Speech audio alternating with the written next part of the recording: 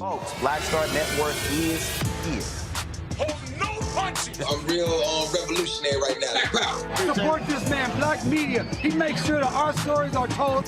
Thank you for being the voice of Black America, Roland. Stay black. I love y'all. All momentum we have now, we have to keep this going. The video looks phenomenal. See, there's a difference between Black Star Network and Black-owned media and something like CNN. You can't be Black-owned media and be scared. It's time to be smart. Bring your eyeballs home. You dig?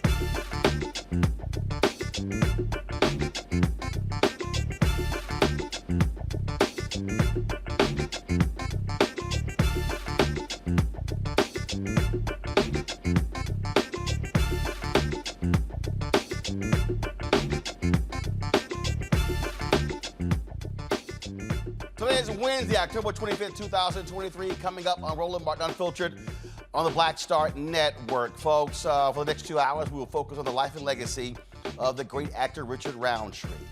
Known, of course, as the first black superhero. He passed away at the age of 81 with his family on yesterday. We'll talk to a number of people: Terry Vaughn, Leon, Spike Lee, Darren Henson. We'll hear from Glenn Turman, Dondre Whitfield, Lamont Rucker. So many folks remembering the icon himself. It's time to bring the funk on the special edition of Roland Martin Unfiltered on the Black Star Network. He's got it. Whatever the miss, he's on it. Whatever it is, he's got the scoop, the fact, the find. And when it breaks, he's right on time and it's rolling. Best believe he's knowing. Putting it down from sports to news to politics. With entertainment just for kicks, he's rolling. It's on go, roll, roll, y'all. It's Roland Martin, rolling with Roland now. He's funky, he's fresh, he's real, the best, you know he's Roland Martin now.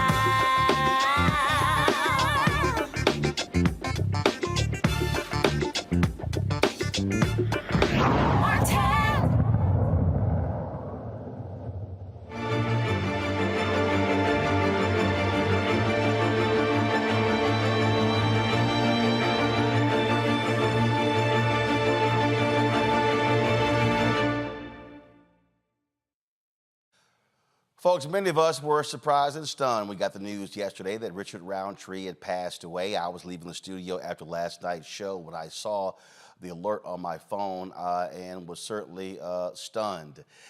We were just with him last year for his 80th birthday in Los Angeles. He was looking as good as ever, yet according to his family, a couple of months ago, he was diagnosed with pancreatic cancer, and he passed away yesterday at his home in Los Angeles, surrounded by his family. So many people remember him for, of course, playing Shaft, but there were many other movies and TV shows that he played in. He starred in these movies with a number of different people. Two of us join us right now, actress Terry Vaughn and also actor Wendell Pierce. Glad to have both of you with us. Terry, I'll start with you, Terry. Just your thoughts and reflections about the great Richard Roundtree. First, I'm just so blessed that I had the opportunity to actually not just work with him, but really sit down at his feet and listen to the stories that he had to share. And just, I just always feel like our elders and the shoulders that we stand on they matter so much. So it's never lost on me. So that is a memory that, even before his passing yesterday, that's a memory that has always just really stuck with me, because we don't get that opportunity so much. So I just feel like a really lucky girl that I got to really sit and laugh with him, and as he smoked his cigar and we drank cocktails, and he was sharing all these stories about other elders whose shoulders I know I stand on, Pam Grier and Sheila Frazier and Bill Cosby. Just the stories were endless, and he was just so joyful, and I just feel really blessed that I got that moment. I'll treasure it forever. Wendell Pierce, he represented, and we're going to hear this throughout the next couple of hours, he truly represented Black manhood on the big and small screen. Richard Roundtree, a Black. We are losing. I think we issued your signal, Wendell. So let's, Wendell, we issued your signal. So go ahead and start over. It was go right ahead. Let's see if this works now. Yes, I was saying he is the epitome of Black manhood and Black excellence. Richard Roundtree, when he appeared as Shaft, that was every young Black man's dream of becoming the man that Shaft was and is and will continue to be. I was fortunate enough, like Terry, to work with him briefly on a project in 1997. He befriended me on short notice, and I was sitting at the feet of a griot, someone who gave me wisdom and knowledge and all the same stories of those who had come before me. And to know that Shaft was done with these two men of great excellence, you know, Gordon Parks and Richard Roundtree. And I also think of the moment when Isaac Hayes sang that theme song on the Oscars. I was a little boy transfixed to the television screen on Oscar night as I saw the epitome of Black manhood manifested in this great song and this great movie and these great men who put it down for history's sake. And you know, they epitomized what we should all remember, that there are those who go before us who they take to their grave the knowledge that on a certain day they shone the light of people who were not themselves but gave us voice to our unsung heart song. And for that, they joined the ages. And yesterday, Richard Roundtree joined the ages. Terry, one of the things that I always think is quite interesting is that when you're in the presence of a Richard Roundtree or a Sidney Poitier or a Harry Belafonte, folks sort of approach them sort of genuflecting, if you will. It's not like a lot of people are in that category where they're held in such reverence. He was one of those folks. Absolutely. And admittedly, I remember when we were working on Cherish the Day, we had like a cast dinner, and I was so excited, but also nervous and wanted to make sure that, because you want to say the things that you want to say, but you never want to, just come off weird. But, he was such an icon and he mattered so much to us. I had to tell him, just how much I valued his contribution to our culture, just the way he represented, like Wendell said, the epitome of Black excellence, this Black man. And for me to be able to work with him and better than just work with him, again, share that moment with him that was just genuine human beings talking, sharing, laughing, loving on each other. I had to tell him, how privileged I felt to have this opportunity to sit with him after knowing for years that I stand on his shoulders. And so I'm so happy that I did. And I got that moment because there's so many people that I'll never get to tell that to. So again, I'm just so thankful that I did have that moment to tell him. Tell you, Wendell, if you were a brother and you had an ego when it comes to thinking you are a ladies' man, you didn't quite stand a chance if you were in the same room with Richard Roundtree, even at 80. You had no chance, none whatsoever, because he was a man of such grace elan, intelligence, sophistication, and you knew it immediately before he opened his mouth. And he was a man that also, he knew as young artists, we were nervous around him because he had this iconic stature, but he put you at ease and made you feel as though you were the center of the universe when he spoke to you. He had that ability. And he also reminded you that I was there once too, that I was where you are as a young artist, and here are the things that you should be aware of, and these are the things that are going to make you successful. I worked with Richard one day on a show in 1997, but every time he came through New Orleans, he would reach out to me. Usually it was, where's the nearest cigar bar? Because he loved cigars. But he was, he always wanted to check in to see how I was doing. And he knew I was spending so much time in New Orleans, and New Orleans is beloved to me, and he would always check in on me. He is of that Moses generation who leaves with us, a Joshua generation, a great responsibility to live up to the bar of excellence that he has set, that never lose the ability to be offended and expect more of yourself, and expect more of others, especially in business that we're in, and to know that they have left a blueprint ahead of us that we can build on. Before him, you know, there's Sidney Poitier. Before him, Paul Robeson. Before him, going back before media, Ira Aldrich, and all the men of the stage in the 19th century. We, as Black folks, have demonstrated excellence from generation to generation, and he made you remember that you are part of that legacy, and you have a great responsibility, especially now that he has become an ancestor. Terry, you were cracking up laughing when I mentioned about how much of a ladies' man he was. Yeah. Because I definitely felt all of that night at dinner with him. That was not lost on me at all. He was definitely still very, you know, he's a man. He is, and he loves women, and he was not secretive about that. Very respectful, of course, but still, you know, you can, I was agreeing with you that if somebody else is in the room and his 80-something-year-old self was in the room, that's, I think he may win out on a couple of women. And I know my mom, when I told her that I was working with him, oh my God, she almost fainted. She was like, what? So yeah, that's a moment. Terry Vaughn, Wendell Pierce, really appreciate both of you joining us for this celebration of the life and legacy of Richard Roundtree. Thank you. Thank you so much. Thank you. All right. Folks, going to go to a break. We come back. We're going to hear from Spike Lee. We'll hear from also many others, Darren Henson, Lamont Rucker, a number of brothers and sisters who worked with Richard Roundtree. Plus, we'll also have a look back. A lot of people we talked to at his 80th birthday celebration. It was an exclusive live stream on the Black Star Network. His family back east could not make it out to the birthday celebration that his children put together.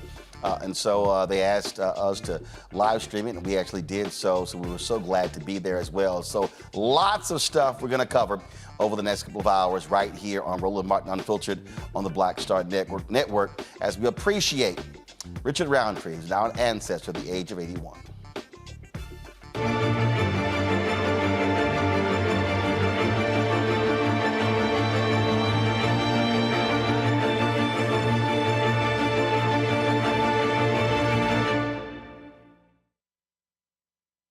When you talk about blackness and what happens in Black culture, we're about covering these things that matter to us, speaking to our issues and concerns. This is a genuine people-powered movement. There's a lot of stuff that we're not getting. You get it, and you spread the word. We wish to plead our own cause.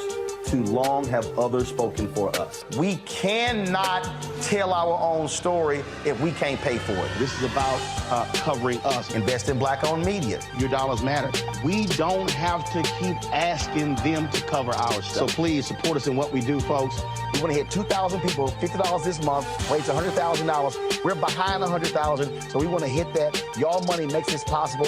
Check some money orders. Go to P.O. Box 57196, Washington, D.C. 20037-0196. The Cash App is $RM Unfiltered. PayPal is R Martin Unfiltered.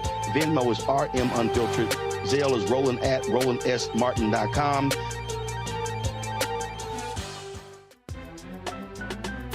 I'm Faraji Muhammad, live from LA.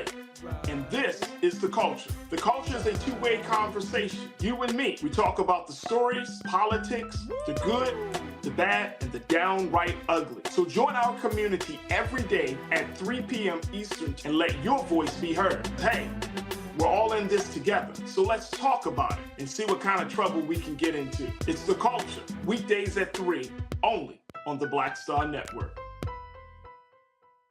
Hi, I'm Dr. Jackie Hood Martin, and I have a question for you. Ever feel as if your life is teetering and the weight and pressure of the world is consistently on your shoulders? Well, let me tell you, living a balanced life isn't easy. Join me each Tuesday on Black Star Network for A Balanced Life with Dr. Jackie. We'll laugh together, cry together, pull ourselves together, and cheer each other on. So join me for new shows each Tuesday on Black Star Network, A Balanced Life with Dr. Jackie.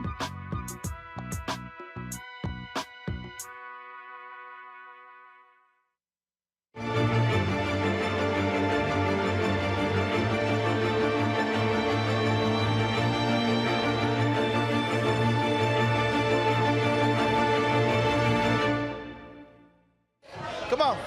Sheila Fraser. Sheila, how you doing? Slide this way. Shaft's main squeeze. No, this is Superfly's main squeeze. Superfly's main squeeze was this lady right here, Sheila Fraser. Superfly's Ron O'Neill's main squeeze was this beautiful, beautiful lady right here, Sheila Fraser. Sheila, how you doing? I'm very well. Tell us, how long have you known Richard? 50 years.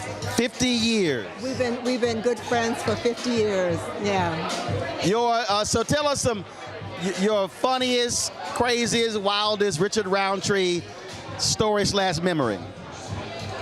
Okay, I had this big crush on Richard once. Okay, and so I thought, okay, we're all going to go to this party and whatnot. All right, I'm going to catch his eye then. And he saw Free to Pain, and that was it.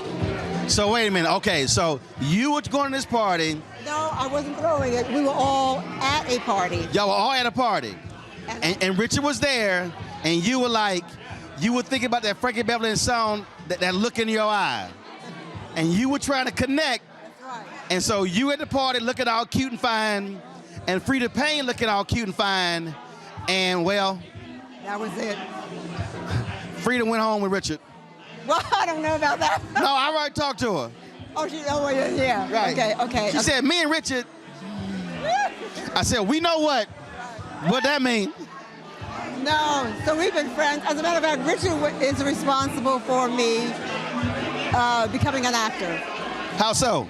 Well, I had a terrible stutter, and so he convinced me to go to the Negro Ensemble Company, and I did.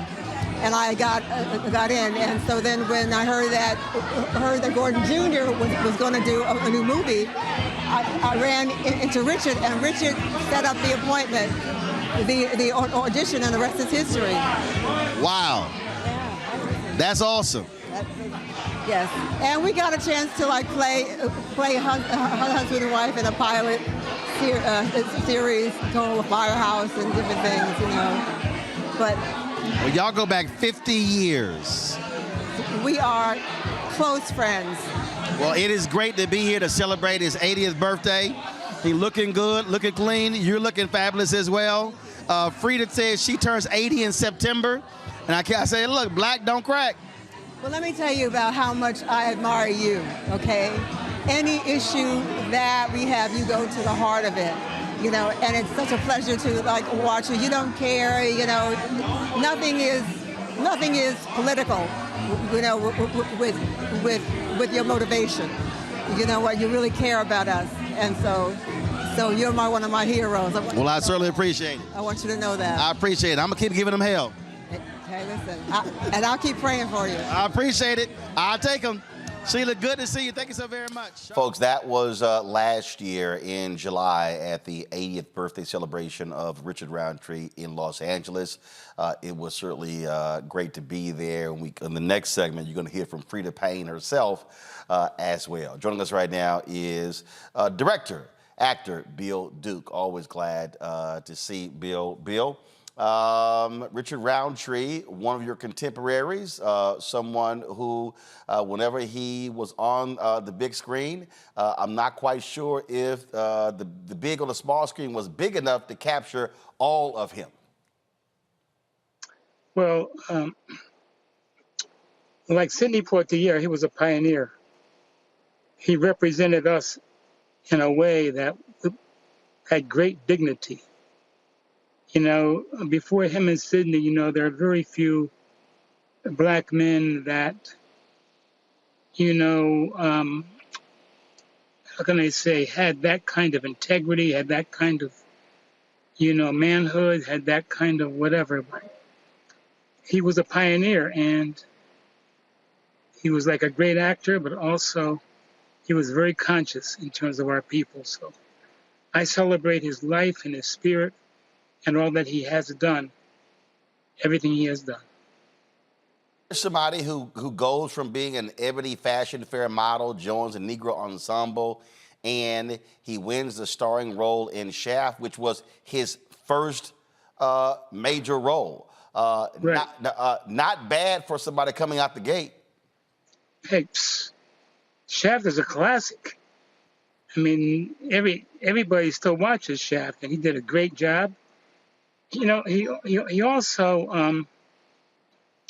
how can I say? You know, there are not a lot of actors that know the craft of acting. You know, and surrender to the character that they're supposed to be depicting. He had that not only talent but skill, and that's very important. I'm going to play a little bit later something from B.J. Pruitt. He was on Being Mary Jane with Richard Roundtree, and he talked about coming across him in between scenes, and he said, "Hey, you want to run some lines?" And all of a sudden, Richard just start going. BJ like, "Hold up, I ain't even got that far." And he said, "Oh, he was ready." He said, knew all his stuff. He was ready to go. He didn't play. He was serious. He has great talent, but very, very professional also. I think also what really just stood out for me the most, every time I met him and I saw him, it was just he carried himself so well, and it just sort of reminded me of an African king, when sort of how he walked into the room and how he just sort of just stood over others, because he was he was a tall guy. He was a tall man. He was a big man, and so that was always sort of how I looked at him, sort of as this African king, how he rolled in. Well, he was that spirit, you know. The spirit of the African kings, I think, traveled through him, and as I say, Sidney also. I mean, you know, those were pioneers, and they went through a lot. And for those of us who are here today still working, and they were the people who were responsible for us being here to a great extent. So I was so happy to know him and appreciate him, his work, and his integrity as a talent in this business. So all praises to him forever, sincerely. Indeed. Bill Duke, always glad to see you. You're a pioneer as well, and we certainly thank you for joining us, sharing your thoughts and reflections about Richard Roundtree. Well, God bless you, my friend. Thank you for having me, and let's celebrate him forever. Indeed, indeed. Folks, a little bit earlier today, Spike Lee and I got an opportunity to chat about Richard Roundtree. It was a great conversation, and one that I have great pleasure in bringing to you as well. So here's my chat with Spike. Spike, always glad to chat with you. We ain't gonna talk about sports. All of our teams, they sitting at home. So on the baseball side, we're gonna leave that alone. Now we got to just focus on football and basketball. But when you hear the two names, Richard Roundtree, what's the first thing that comes to mind? I was a freshman in high school, 1971, John Dew High School in Coney Island, and to see Richard Roundtree as Shaft, he was our Superman, Black Superman. Then paired with, directed by the great photographer Gordon Parks and Isaac Hayes. Oh my God, with Shaft. Shut your mouth. I'm just talking about Shaft. I mean, it's hard to explain, and you know what I'm talking. Our people that weren't alive then.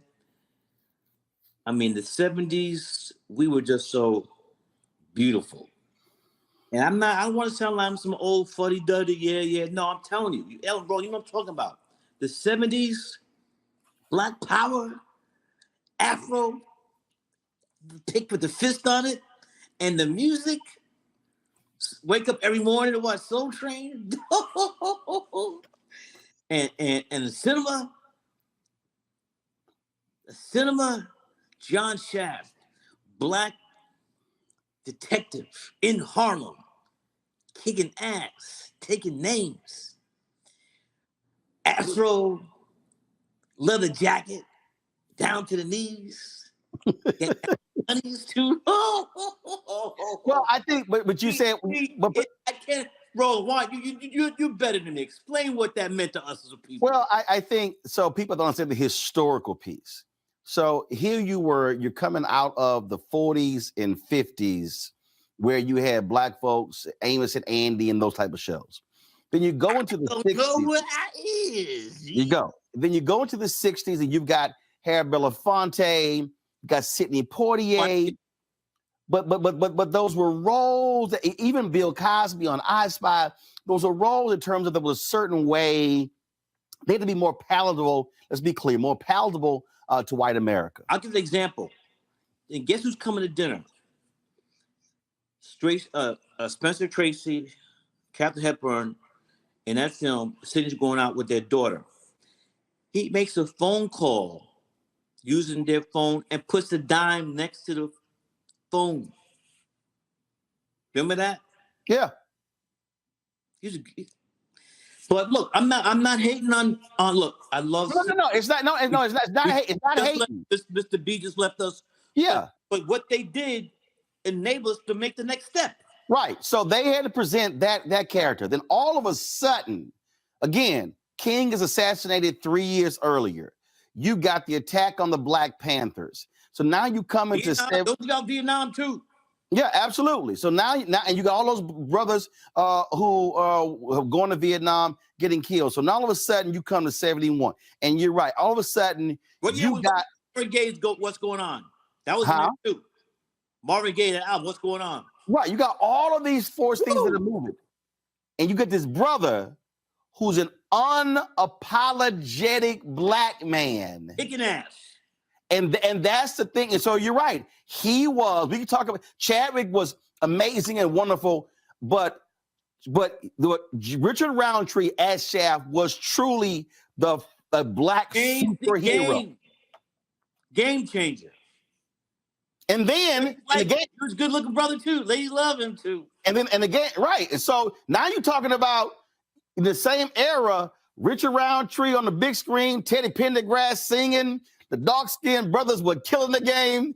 Marvin, what's going on? All of this, and then of course, again, Sweetback's badass. Man, Peoples, give it up. Independent, Gordon making sure you got Black folks working, you got Black writers, you got Black artists, Isaac Hayes in the soundtrack. So this movie that people have to understand was so earth-shattering. Bro, it's black on black on black. Right. Black. I mean, again, I don't want to sound like an old fuddy-duddy, but to be in high school when all this stuff is coming, it was like, oh my God. and we were we were feeling ourselves. Right. Afros and bell bottoms, marshmallows. And then Oh my God! The movie was made for $500,000. It grosses $12 million, which is a phenomenal number today. Huh? What is 12 million today? I had to look it up. So you keep talking, I'll look it up. I get it. Yeah. So people were born after 1971. It was revolutionary. Yeah. Black folks. Angela Davis, European Elvidge Cleaver. I mean, Bill Russell's doing his thing. Oscar Robertson, with the unions, and it was beautiful. And I think that we lost something, and we can all go back. Crack that destroyed everything. Not everything, but it really we're still reeling from the invasion of crack in our communities. Is it also? I asked. Family. Wasn't it also a huge? Again, people keep talking about the blaxploitation era. And look, we know how Hollywood works. They saw the success of Shaft, and all of a sudden it's like, oh, let's go down that line. And let me like to jump in now. Black exploitation films gave us, the Black audience, a chance to kick white's ass. They made a lot of money. They weren't made for no money. Made a lot of money. Yeah.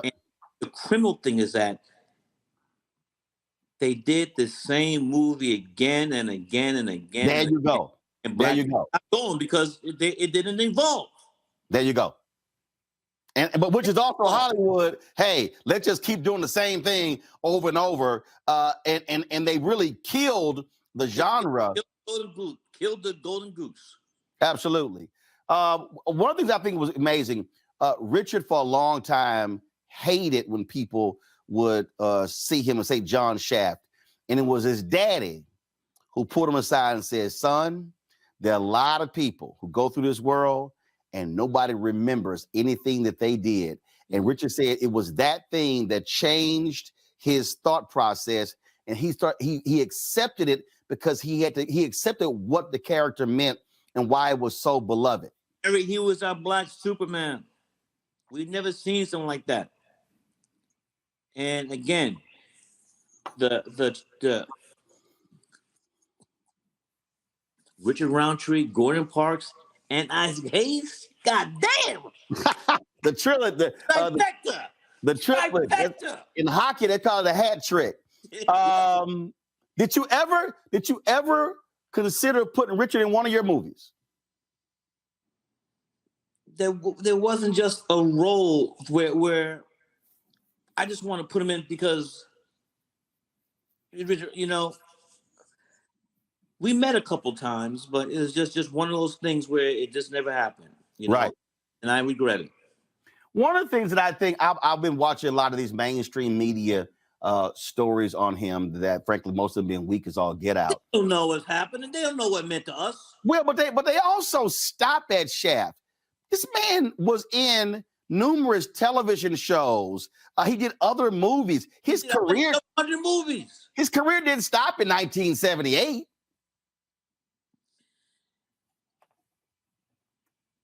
These don't respect Black genius. We come out of the room dunking. We don't put the work in. We're just born with these skills. So, they always try to diminish our stuff. You know how that is. You know how they Roland. You know how these people, they do. You know how they do. Oh, no, absolutely. Absolutely. I had a chance to interview him a couple of years ago. I was at his 80th birthday party last year. We live streamed it. His family back east couldn't attend because of COVID, and he really wanted them to be there. So we New York, right? Yeah. So he was in New Rochelle. Mm-hmm. So we live streamed it. They got a chance to see it, and I can tell you the thing that was always amazing to me, Spike, with Richard Roundtree, is that you talk about even when this man was 80, I stood there and I got videos and photos. the man was still Superman at 80. Black Superman. He walked in, and I'm talking about the women, the brothers. Well, I mean, that was what was so amazing. He still carried that, and I got this dude. That's what it was, and not everybody has that. And the thing about it, folk in Black Hollywood, when he you're not, you're say it again, not. Yeah, and when he was in the room, you had to go pay your respects. Had to. You had to bow down. And when I found out last night, I just thought about how much, as a freshman in high school, we went to the theater. I saw that film on 42nd Street. 42nd Street back in the day. 42-op. That theater was packed. And you know how we get in the movie theater. Oh yeah, we get a little extra. We get a little extra. But I'm gonna blow you away with this one. So when I interviewed him, he said, and this would really trip me out because we are now associated with Richard Roundtree with Shaft. He said Shaft wasn't me. He said that was all Gordon. Gordon Parks, yeah. He said everything about that character. He said Gordon was the real life Shaft. He said, and he was the one. He said Gordon was like, yeah, we're gonna shoot this thing. I need you to do this walking down the street. I need you to walk this way.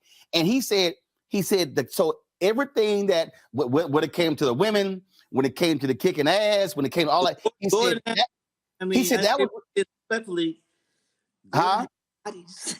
Say it again. Gordon had some hotties. No, that's what I'm saying. But Richard said the character was really Gordon. Great photographer. Yeah, he said, but the character was really Gordon. That's what blew me away. I just think an extraordinary brother, an extraordinary actor.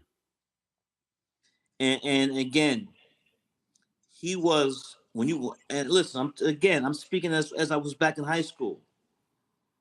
He was our black manhood, just like we said earlier about Malcolm and Dr. King. Yep. Seeing a black manhood who's not a punk, not talking about sexuality, who's just a man. Yep. And ain't afraid. He ain't scared. Wasn't scared. Kicking much ass. Well, the word you just used there, manhood, at his birthday party. I wasn't planning to speak, and he came up to speak, and he gave the microphone to me. And what you said was exactly what I said. That's what he represented for us. And for me, I was 3 years old when Shaft came out. But for me to see it later, for me to see to see that, but then beyond Shaft, when I saw him on Being Mary Jane and how he represented. Oh, you couldn't see. I'm older than you. Yeah, you're a little bit older than me. Yeah. Look, man, thank you for having me on the show. I know you got to go, but I just wanted to share with the audience what he meant to me, and just being of that era. I mean, we were so beautiful. I'm not to say we're not now, but back then, I feel you. We were just some beautiful. All about love and the music and the dance and the clothes and the afro. Oh, I missed that. Indeed. Spike, always glad to have you, brother. We appreciate you participating in this tribute to the OG Richard Roundtree. Where are you going tonight? I am blowing this thing up. We got, man, some unbelievable people on this show to pay tribute to Richard. Please give everybody love. Tonight is the home opener for at the world's most famous arena, Madison Square Garden. Is it the ballet? Hey. Love. All right, my brother. Take care. Ungawa. My man Spike Lee. All right, folks, right now, let's go to next brother, Lamont Rucker, actor as well. He had a chance to get to know Richard, to stand with him, work with him. Lamont, just your thoughts about the great Richard Roundtree.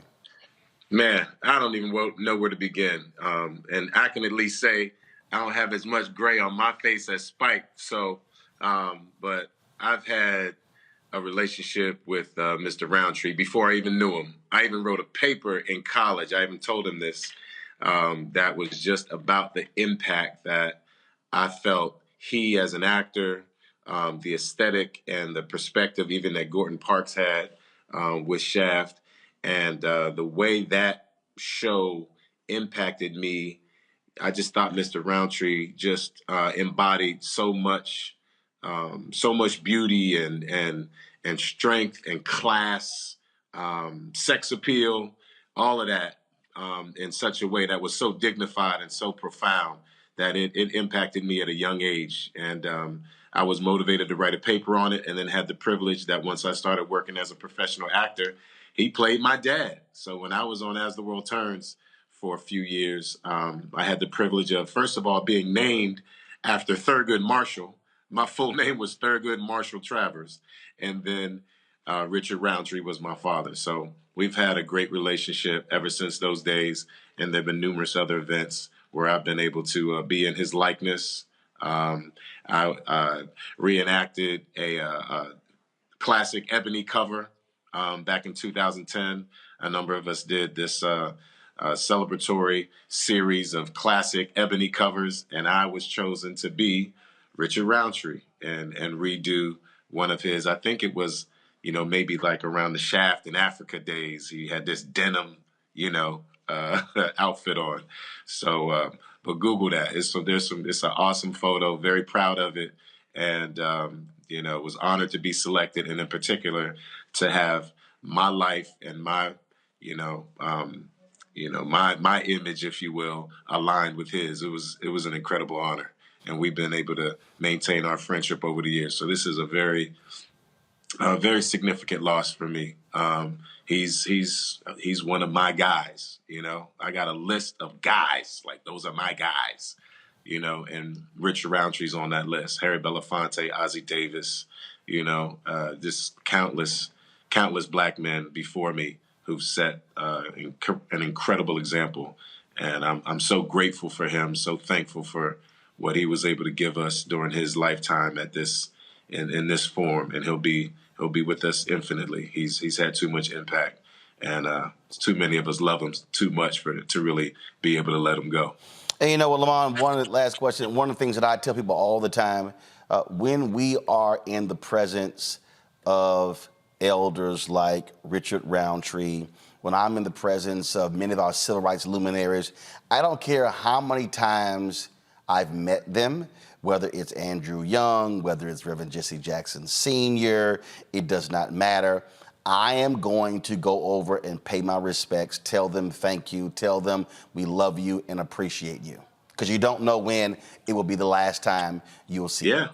Yeah. And even regardless of the fact that we know at some point all of our tickets get punched, you know what I mean? It's just the fact that they're deserving of that extra level of recognition and gratitude and respect.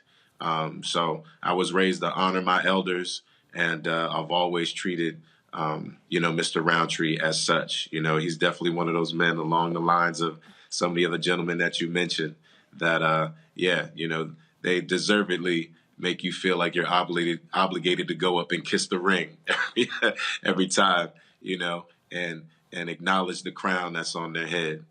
So he was a beautiful man, and I thank God for him and so many of the other incredible, majestic, and brilliant, beautiful black men that we have throughout our community and our race of people. And I'm sad to see him go and that I won't see him again, but grateful for our time together and what he meant to me and what he's done for so many others. Indeed. Lamont Rucker, we really appreciate you joining us for this celebration of life of Richard Roundtree.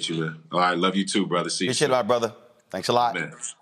Folks, when we come back, we'll talk with the great Debbie Allen about Richard Roundtree. We'll also chat with Vanessa Williams, who starred in Soul Food, Darren Henson, who was in Soul Food with her as well. We've got a lot more stuff to share with you. Glenn Turman, Dondre Whitfield, Frida Payne, Thelma Hopkins, Ben Vereen, BJ Pruitt. I mean, you name it. We've got lots more right here, folks, on Roland Martin Unfiltered. On this special edition, celebrating life and legacy of the great Richard Roundtree. We'll be back in a moment.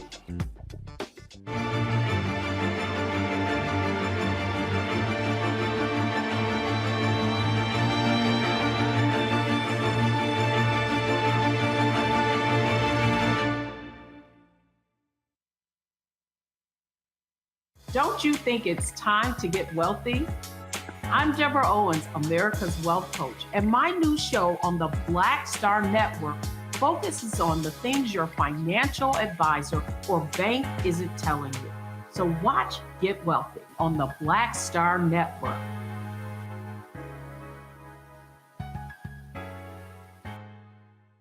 Hatred on the streets, a horrific scene, a white nationalist rally that descended into deadly violence. White people are losing their damn minds.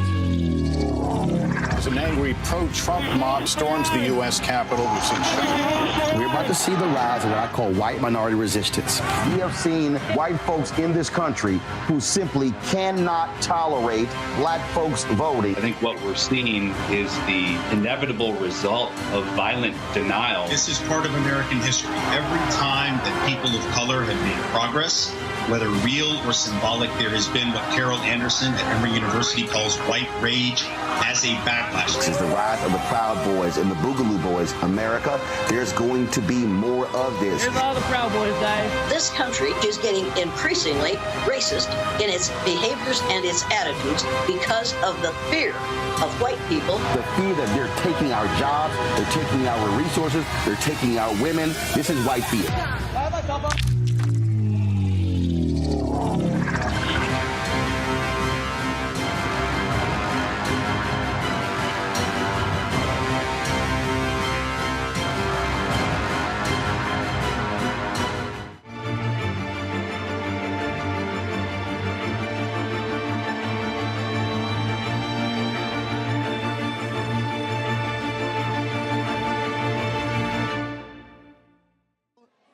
Roland Martin here. I just got here. And here, of course, the great Frida Payne. I walked in. I saw her all bedazzled, always looking good. Good to see you. Good to see you as well, Roland Martin. So let's talk about Richard Roundtree's 80th birthday. Well, I'm happy to be here. Richard is a friend of mine from way back when. We used to be, we used to pal around together, if you know what I mean. Okay, y'all say, look, she was like, we used to, be entangled. I mean, this was back in the 70s, and matter of fact, the first time I went to an Academy Award, and when I went to the Governor's Ball was because Richard invited me, and that was when Shaft had been nominated for Best Picture, and Isaac Hayes was a presenter for the Academy Awards, and it was so we were good friends, and we've stayed friends all these years. And you know what? We're both the same age. I'm going to be the big 80 in September. Are you serious? I'm serious. Wow. I'm serious. See, y'all know black don't crack. Her and Richard. Y'all know black don't crack. You know, when you love what you do and you love the industry and you live a good life and you take care of your body and your health. And you drink champagne. And I drink champagne. Here's to you. Well, look, it is always good to see you.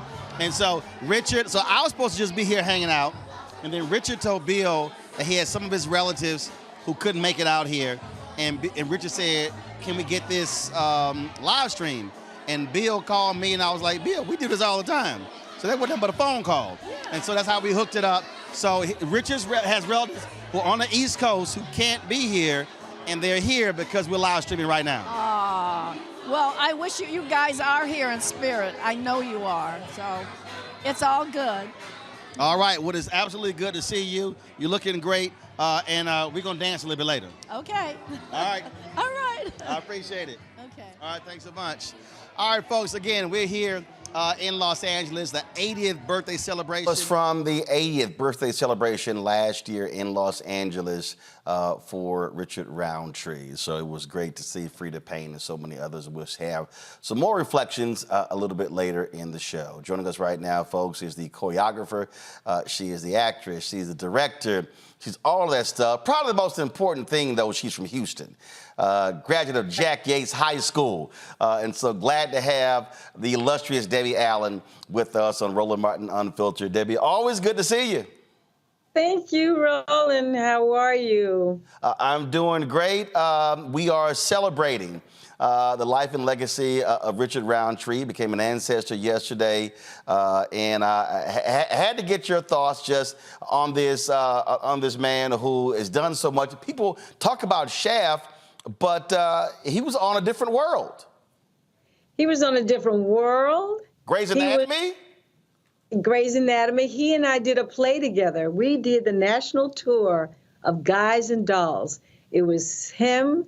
He was opposite Leslie Uggams, and it was me opposite Maurice Hines.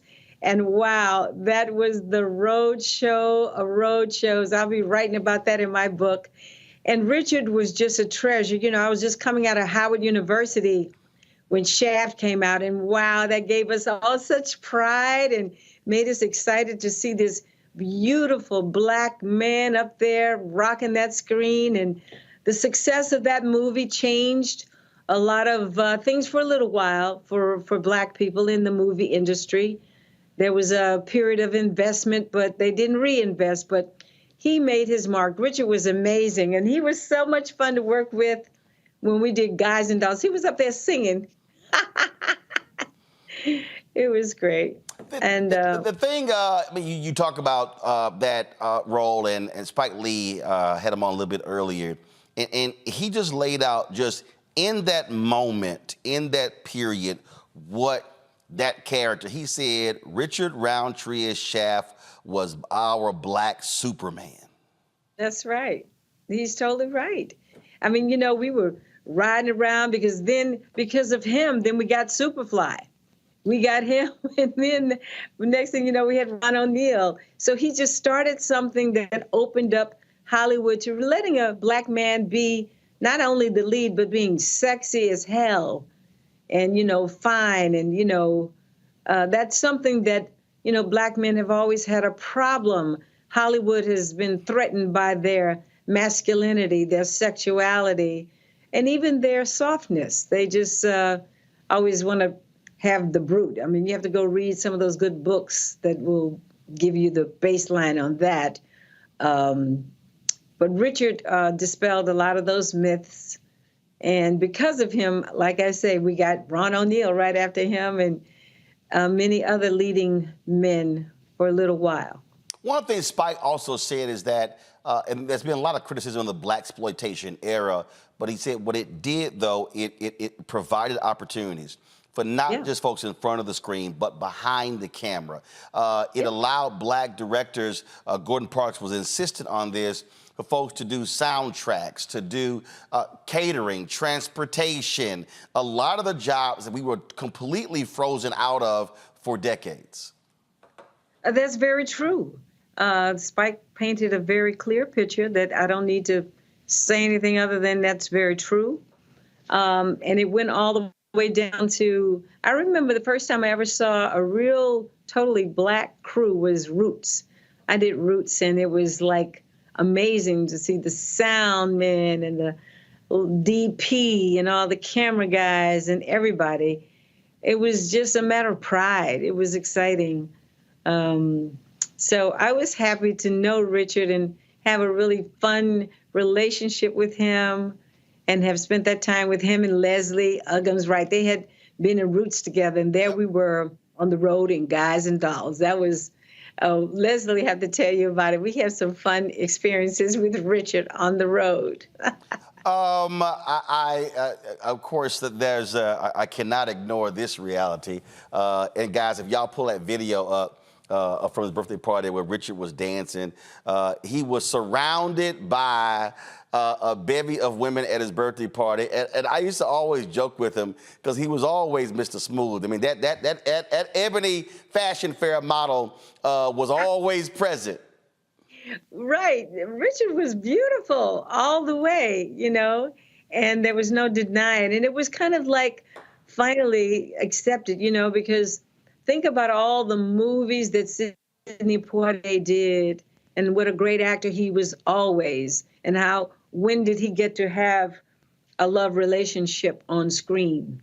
To Serve with Love, Richard brought something that had not happened before that we needed to see.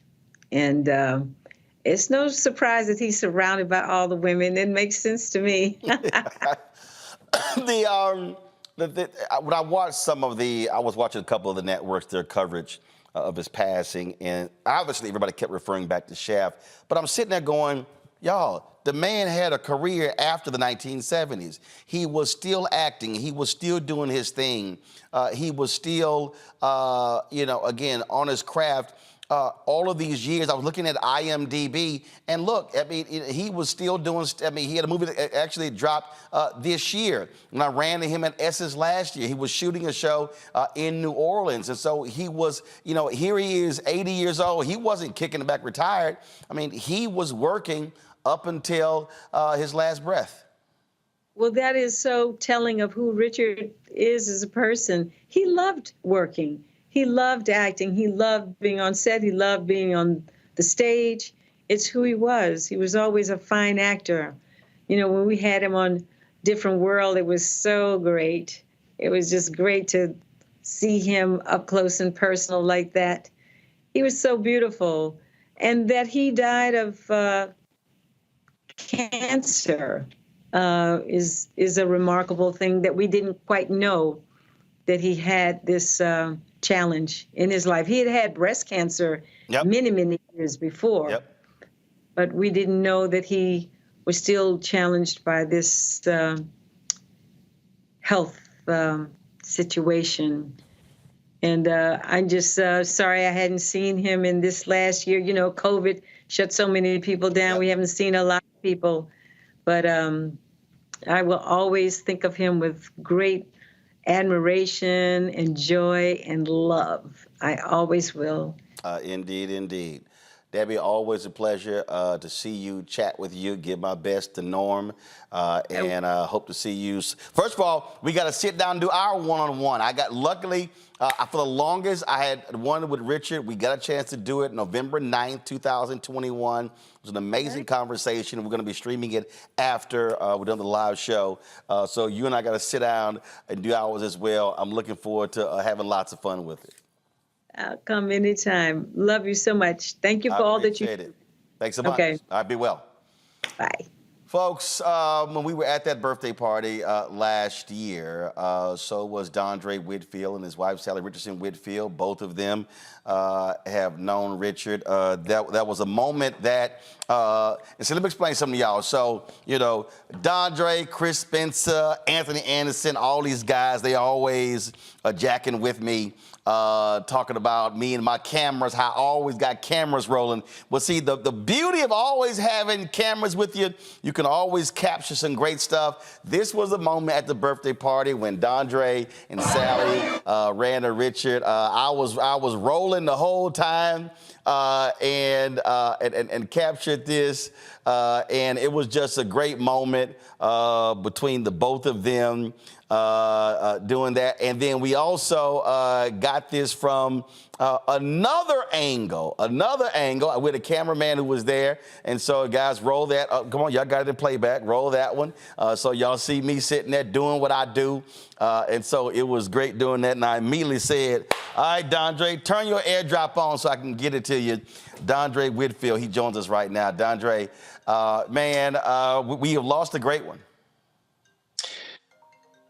I can't believe you wow, that really got me, man.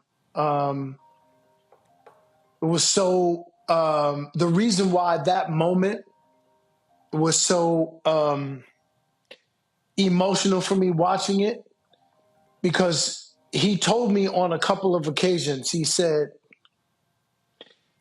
you're going to be remembered for building a great career, but you're going to be memorialized for building great men. And in that moment, that's what he was telling me. And I remember just being kind of overwhelmed by that moment, to have one of your heroes tell you how significant your life is. And I remember saying to Sally, wow, I wish I had that. Like, I wish I had that, captured. And literally 30 seconds after I said that to her, you turned around and said, yo, man, turn on your AirDrop. So yeah, man, we always kid with you about rolling the cameras, but I swear to you, man, I could have kissed you in that moment, because that moment right there meant the world to me. We talk about manhood, and I remember sitting next to him. So I think it's called Icon Man. There's an annual deal there, and here's what's amazing, and I've never told this story publicly, is that people think of Richard Roundtree, as this, oh my God, this amazing ladies man. Mm-hmm. But he's also somewhat nervous about it. And we were there that night, and he was telling me this story of a woman that he was really interested in, but he was somewhat intimidated by her. By her position, by her stature. And he said, because the whole point of this night was for these group of black men, and Idris was there, I think Boris was there, and for us just to be able to talk and share. I literally said, well, Richard, I said, listen, man, all that stuff is irrelevant, bro. I said, if that woman is that amazing and awesome, don't be intimidated by it. Go at it. Now, I was sitting here, I was kind of like, how am I sitting here giving some advice to Richard Roundtree? But it was just, so for people to understand, so he wasn't afraid to open up and to have that, and that was the whole point of that night, for black men just to be able to put our egos aside and just to be able to share with one another. That's what kind of brother he was. You knew that you were in the presence of royalty, but he never made anyone feel like a peasant. Richard had the kind of he fathered me in a bunch of ways, because I've always said that you don't need to be fathered by your biological, but you do need to be fathered. And every time I was around him, I took away a life lesson that a father would give you.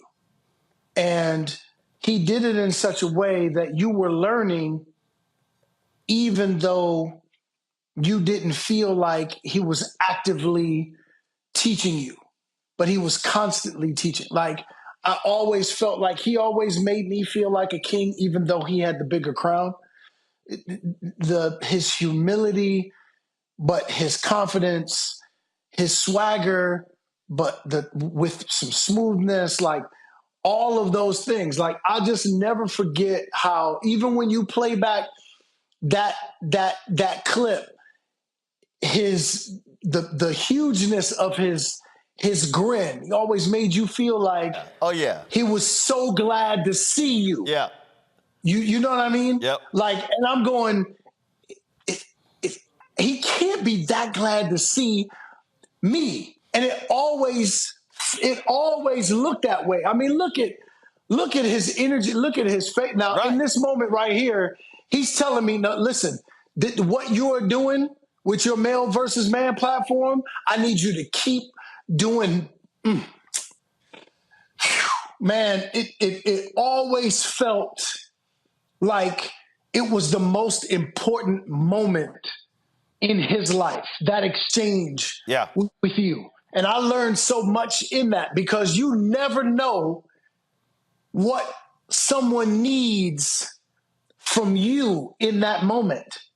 He always felt like in the exchange that he had from you, there was nothing more important. And I'm going to tell you, as a young brother looking to come into this industry, you know, we know about the Harry Belafontes. We know about the Sidney Poitiers.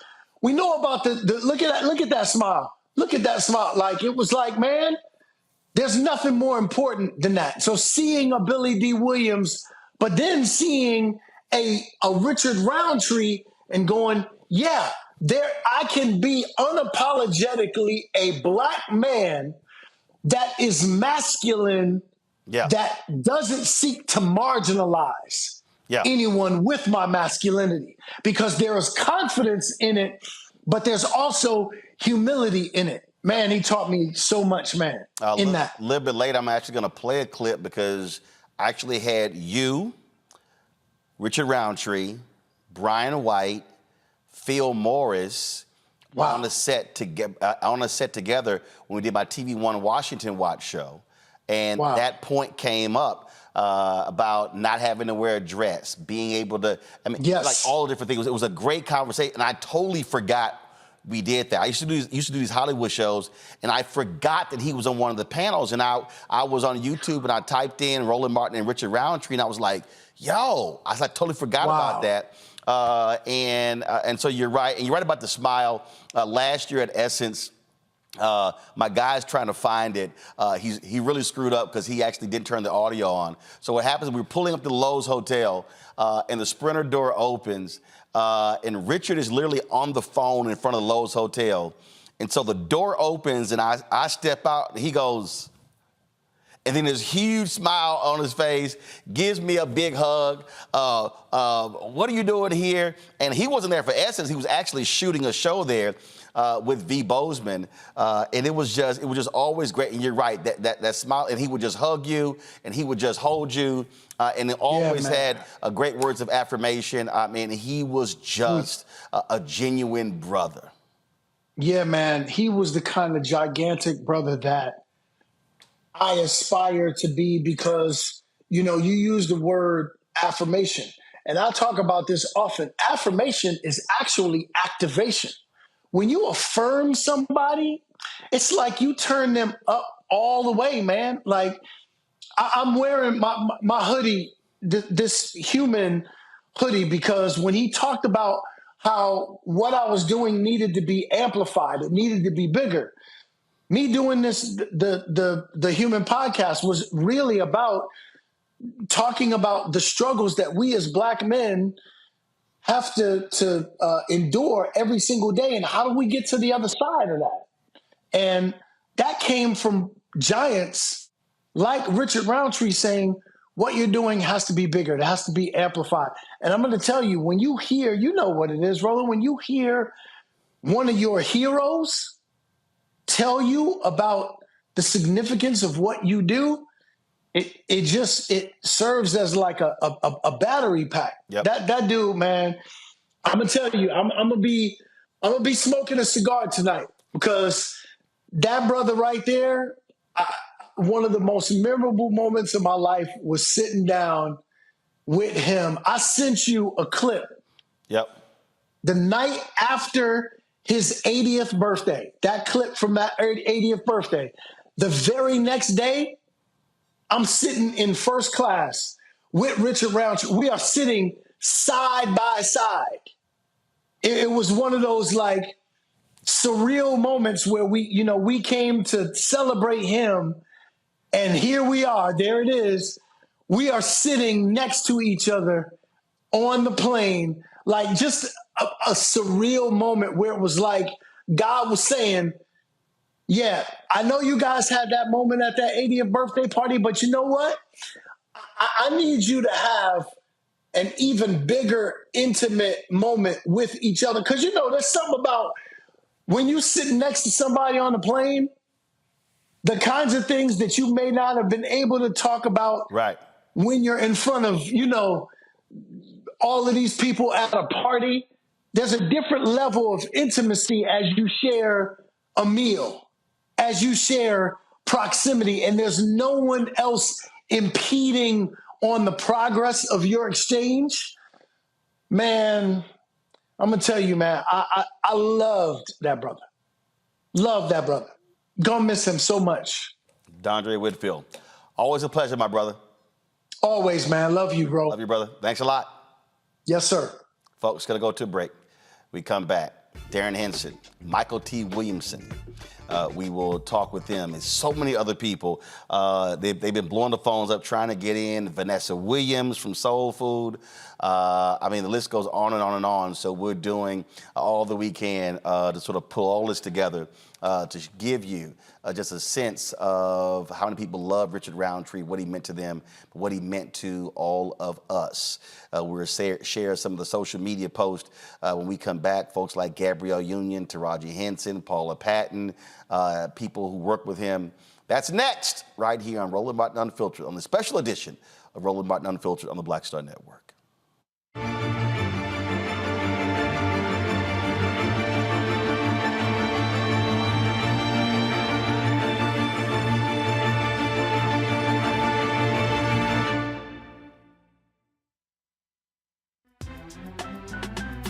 I'm Faraji Muhammad, live from LA. And this is The Culture. The Culture is a two-way conversation. You and me. We talk about the stories, politics, the good, the bad, and the downright ugly. So join our community every day at 3 p.m. Eastern and let your voice be heard. Hey, we're all in this together. So let's talk about it and see what kind of trouble we can get into. It's The Culture. Weekdays at 3, only on the Black Star Network. When you talk about blackness and what happens in black culture, we're about covering these things that matter to us, speaking to our issues and concerns. This is a genuine people-powered movement. There's a lot of stuff that we're not getting. You get it, and you spread the word. We wish to plead our own cause. Too long have others spoken for us. We cannot tell our own story if we can't pay for it. This is about covering us. Invest in black-owned media. Your dollars matter. We don't have to keep asking them to cover our stuff. So please support us in what we do, folks. We want to hit 2,000 people, $50 this month, raise $100,000. We're behind 100,000, so we want to hit that. Y'all money makes this possible. Check some money orders. Go to P.O. Box 57196, Washington, D.C. 20037-0196. The Cash App is $RM Unfiltered. PayPal is R Martin Unfiltered. Venmo is RM Unfiltered. Zelle is Roland at RolandSMartin.com. Hi, I'm Dr. Jackie Hood Martin, and I have a question for you. Ever feel as if your life is teetering and the weight and pressure of the world is consistently on your shoulders? Well, let me tell you, living a balanced life isn't easy. Join me each Tuesday on Black Star Network for A Balanced Life with Dr. Jackie. We'll laugh together, cry together, pull ourselves together, and cheer each other on. So join me for new shows each Tuesday on Black Star Network, A Balanced Life with Dr. Jackie.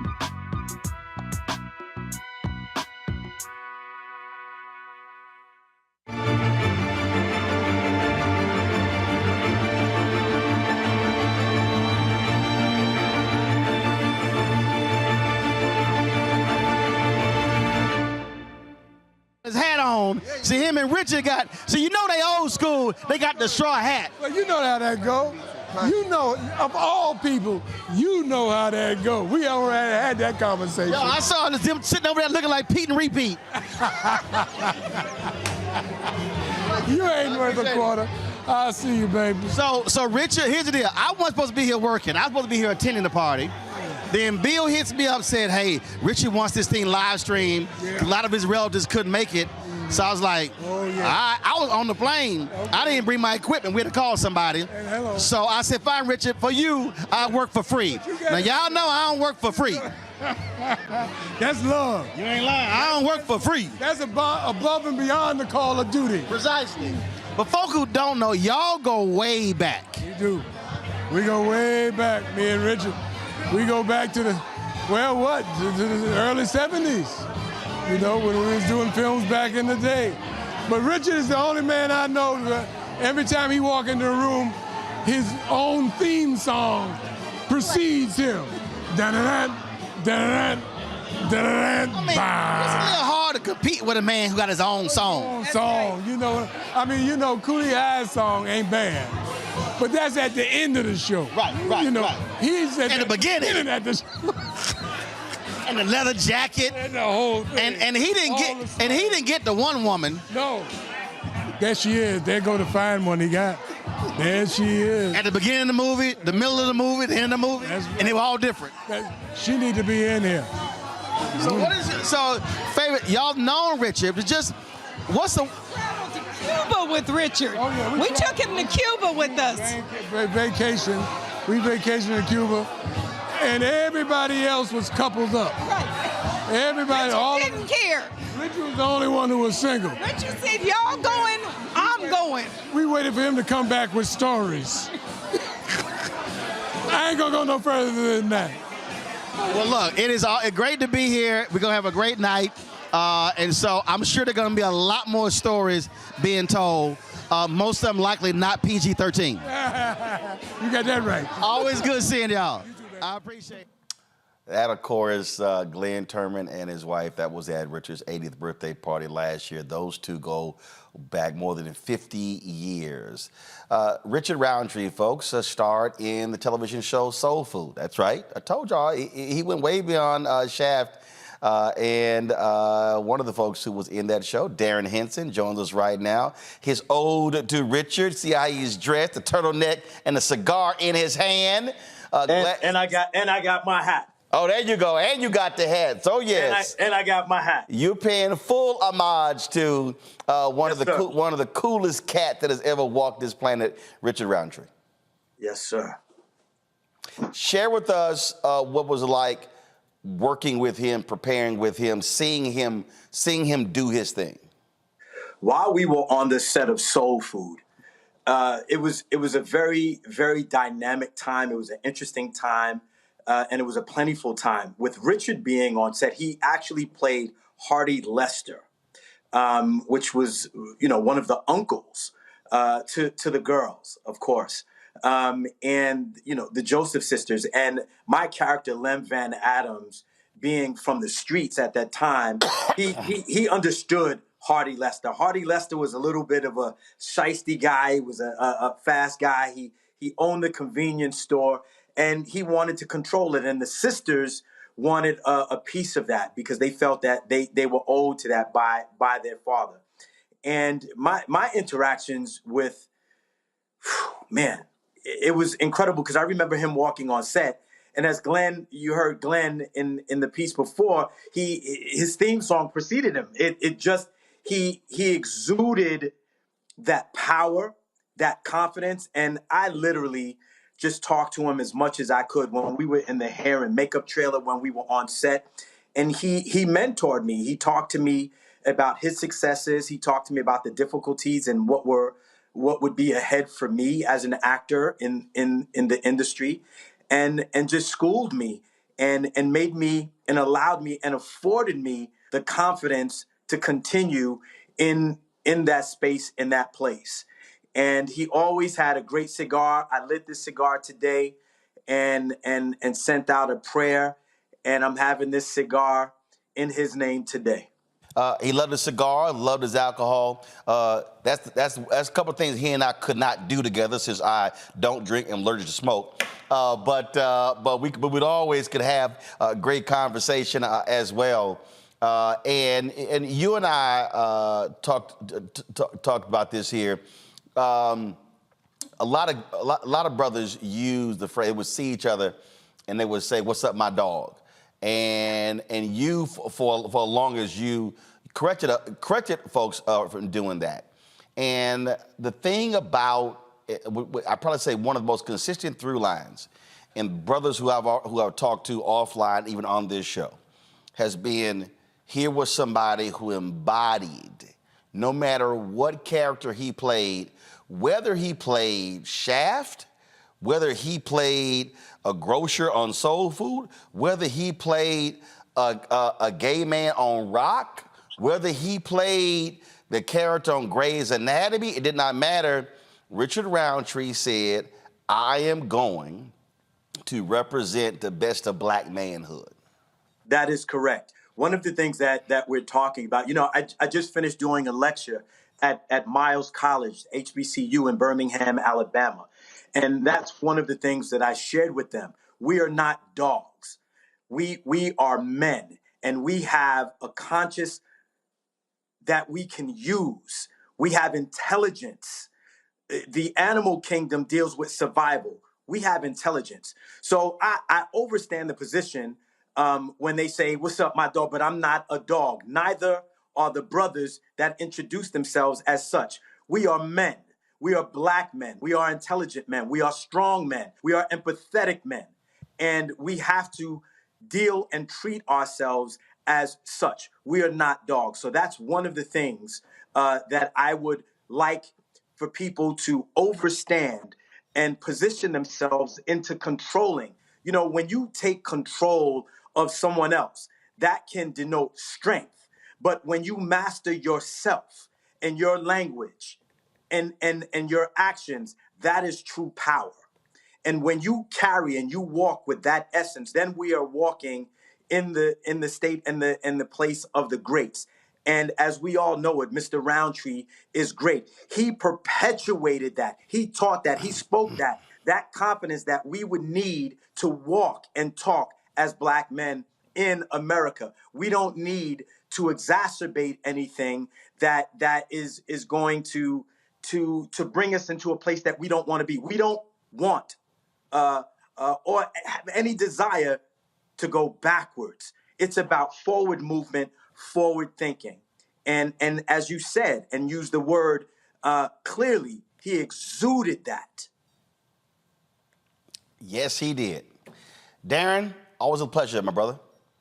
My pleasure, my honor, and again, rise in power, rest in peace to a great man who really left his mark, a positive, a loving, a very charismatic, strong, and perpetual mark on our society and all societies around the world. Mr. Richard Roundtree, this is for you.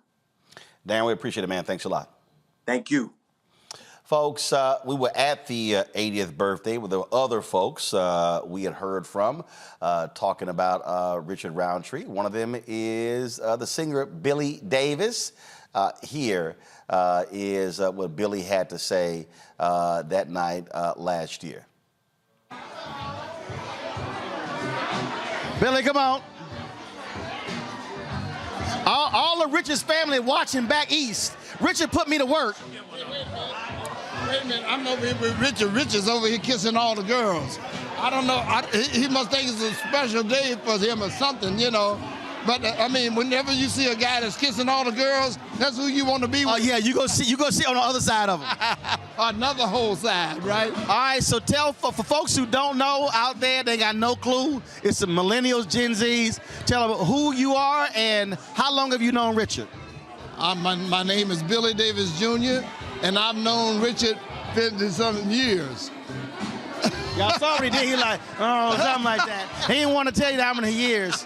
It's been a many year, yeah. What about that friendship? Well, what makes it so special? Well, first of all, Richard's he's a fabulous guy. He's a fun guy. His birthday, we are both cancers, which is I got a lot to say about that. And he's just a lovely guy to be with. Yeah. All right then. Well, look, they about to start the program. I appreciate it. We're gonna chat with others later. It's always good to see you, man. You're looking good, looking clean. Thank you, brother. You haven't changed a lick. You look the same. What am I doing? No, I'm gonna be eating and drinking what you eat and drink.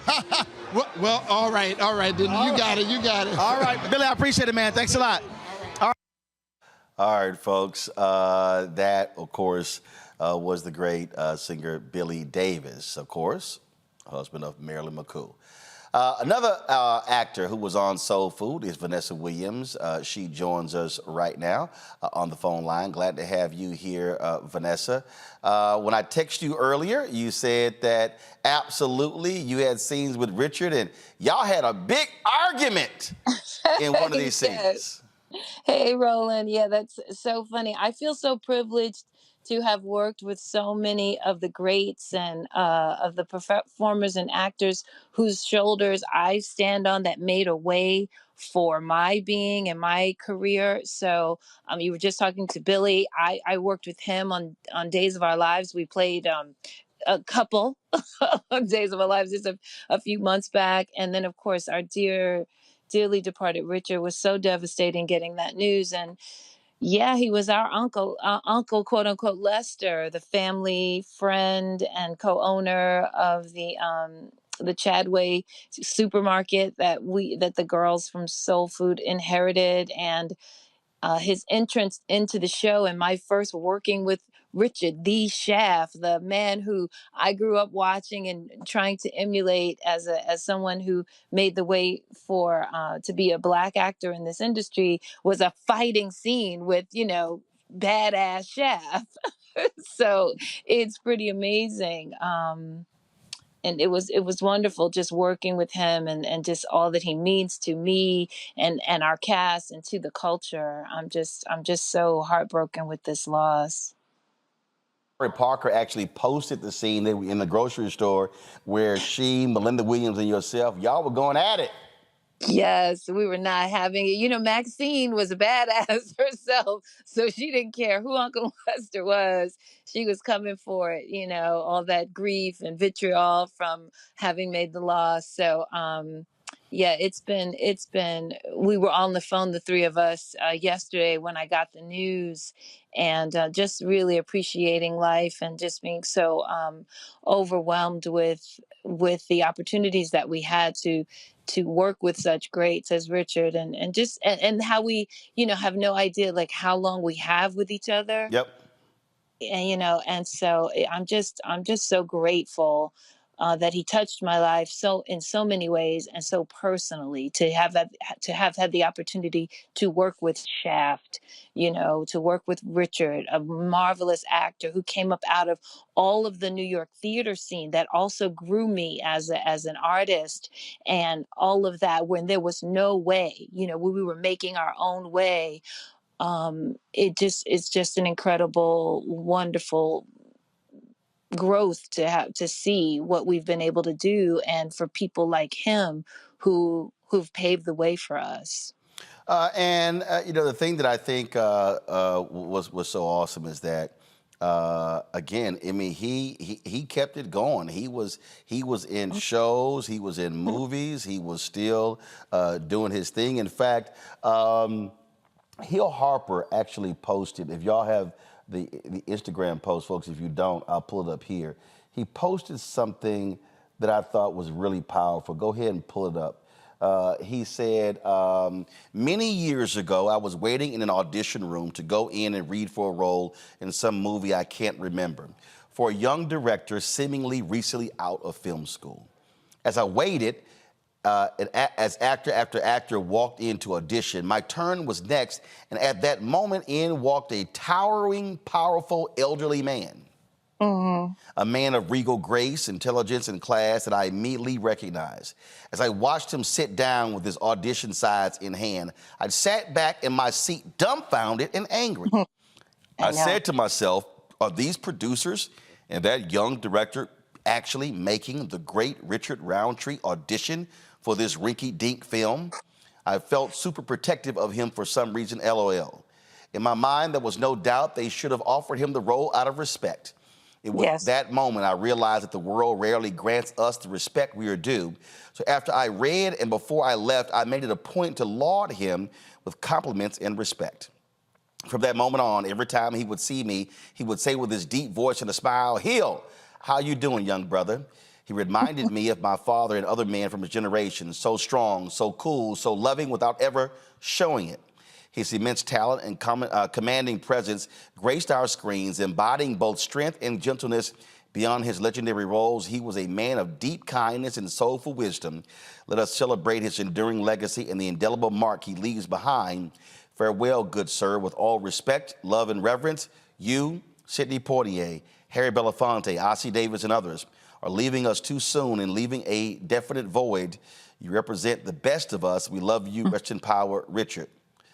There's no doubt that he belongs in the pantheon of great actors, but certainly great black male actors.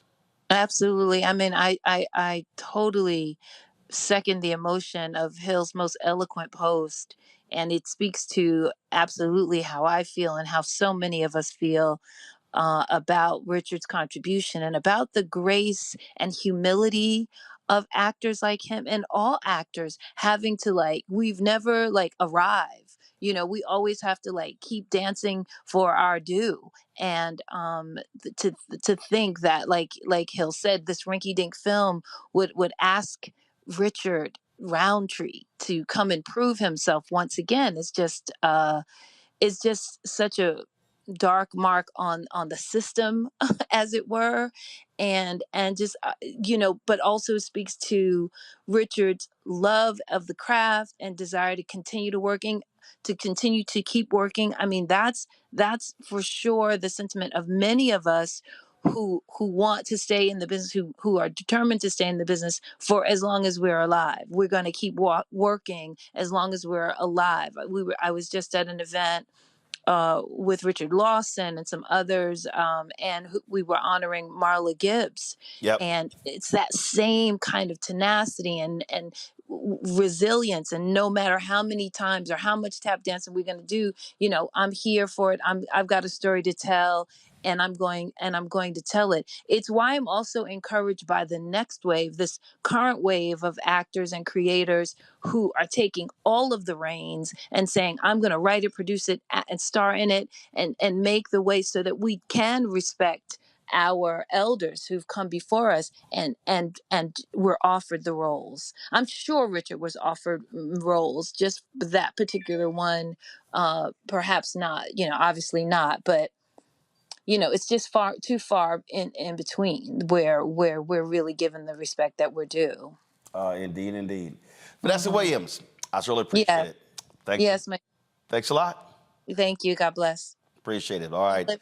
Folks, I'm going to show you one more Instagram post that I really liked. There was a photographer named Eli Joshua. And he actually, he posted this that I thought was, we have there in the control room, guys.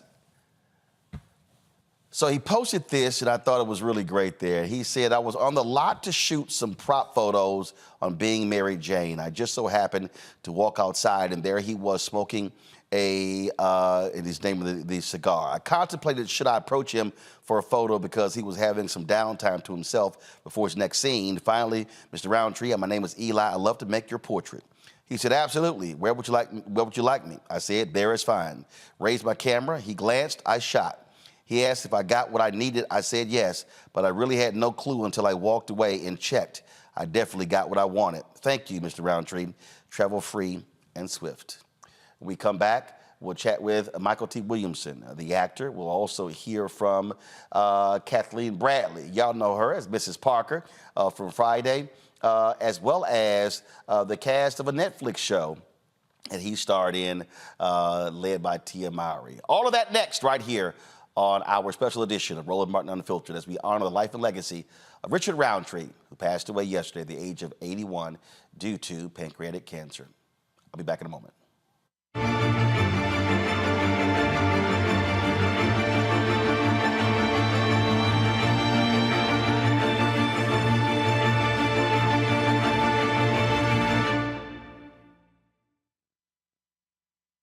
Hatred on the streets, a horrific scene, a white nationalist rally that descended into deadly violence. White people are losing their damn minds. As an angry pro-Trump mob storms the U.S. Capitol, we've seen We're about to see the rise of what I call white minority resistance. We have seen white folks in this country who simply cannot tolerate black folks voting. I think what we're seeing is the inevitable result of violent denial. This is part of American history. Every time that people of color have made progress, whether real or symbolic, there has been what Carol Anderson at Emory University calls white rage as a backlash. This is the rise of the Proud Boys and the Boogaloo Boys. America, there's going to be more of this. Here's all the Proud Boys, guys. This country is getting increasingly racist in its behaviors and its attitudes because of the fear of white people. The fear that they're taking our jobs, they're taking our resources, they're taking our women. This is white fear.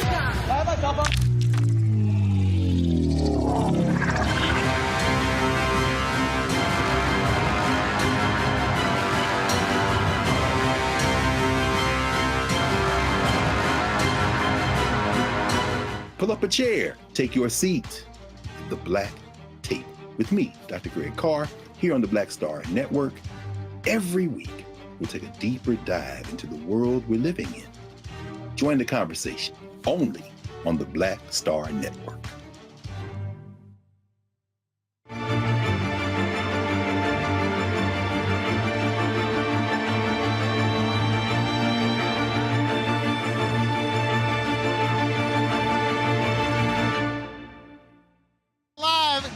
Richard Roundtree's 80th birthday party. For the folk who don't know, tell them who you be. I be Thelma Hopkins, and I work with Richard on Family Reunion. I play Maybelle. Now, you were telling me when y'all first met. Well, I didn't actually. Oh, okay. I didn't actually get to meet him first. First, I flew to California to do a little album called Shaft with Gordon Parks. So I got to sing on that. And then when I did meet Richard, I told him to look at the cover. And if he saw a little girl with bucky teeth and a bad Diana Ross wig, that's me. So if you have it, you can blackmail me with it. But I'm just so honored to be here to wish Richard a happy 80th birthday. I swear he told me he was 74. No. Line. He 80. But he a fine 80, I gotta say it. Well, look, it's glad to see you here. It's been great, folks celebrating him, and it's good hanging out, and it's good to see you. Well, he is an icon in this city, even for us who are in the same age category. Almost. So good to meet you. Likewise, I appreciate it. Love your show. I appreciate it. Hi, y'all. All right, thanks a bunch. Appreciate it. All right, y'all. So that was, of course, last year at Richard's 80th birthday. There were a lot of other people who were there as well, who were chatting. Kathleen Bradley, model. Y'all know her as Mrs. Parker from the movie Friday. When it was time for the program, she had a few words to say to Richard. This is a wonderful time for us right now, and a lot of people aren't here to help celebrate because they got lost to COVID. And, you know, for us to have this man right now that we're celebrating is a wonderful time. I've known him for 50 years. I know that's hard to believe. I look like I'm more older than 50. Oh, thank you. I've known him for 50 years. In 1971, I was in the Miss Black California beauty pageant from Mavericks Flat. How many of y'all know Mavericks Flat? Mavericks Flat Days, yes. And he was one of the judges. And you know what? Prior to that, when Shaft came out, ladies and gentlemen, if you're of that age and era, which most of you probably are, the men wanted to be him, and the women wanted him. You look on that screen and couldn't help but get moist. Okay, that's the truth. Am I lying? Am I lying? Raise your hand, all right? That's right. And for him to be this fine black man, I ain't talking about yellow. I ain't talking about mocha. I ain't talking about, well, yellow's good too now. I've been knowing him too, modeling days. But this fine black man with these beautiful teeth, he set such a wonderful, great precedence for acting, for men, for action, to let people know that we could do it. And we kept going back to see him in this role. He helped others develop this kind of action role, and people wanted to be inspired by him. He's a wonderful person, a longtime friend. His golf game ain't shit, but I love you! Love you, man! Thank you, Kathleen. Oh my goodness! No, stick with it. She walked over, gave Richard a big hug. He was over there in the corner chilling with Billy Davis and Jim Brown and others who were there. We lost Jim Brown earlier this year as well. Gabrielle Union, who starred with Richard in Being Mary Jane on BET, she posted this on Twitter, this tribute to Richard. Richard Roundtree had many recognizable roles, but I knew him best as Paul Patterson on Being Mary Jane.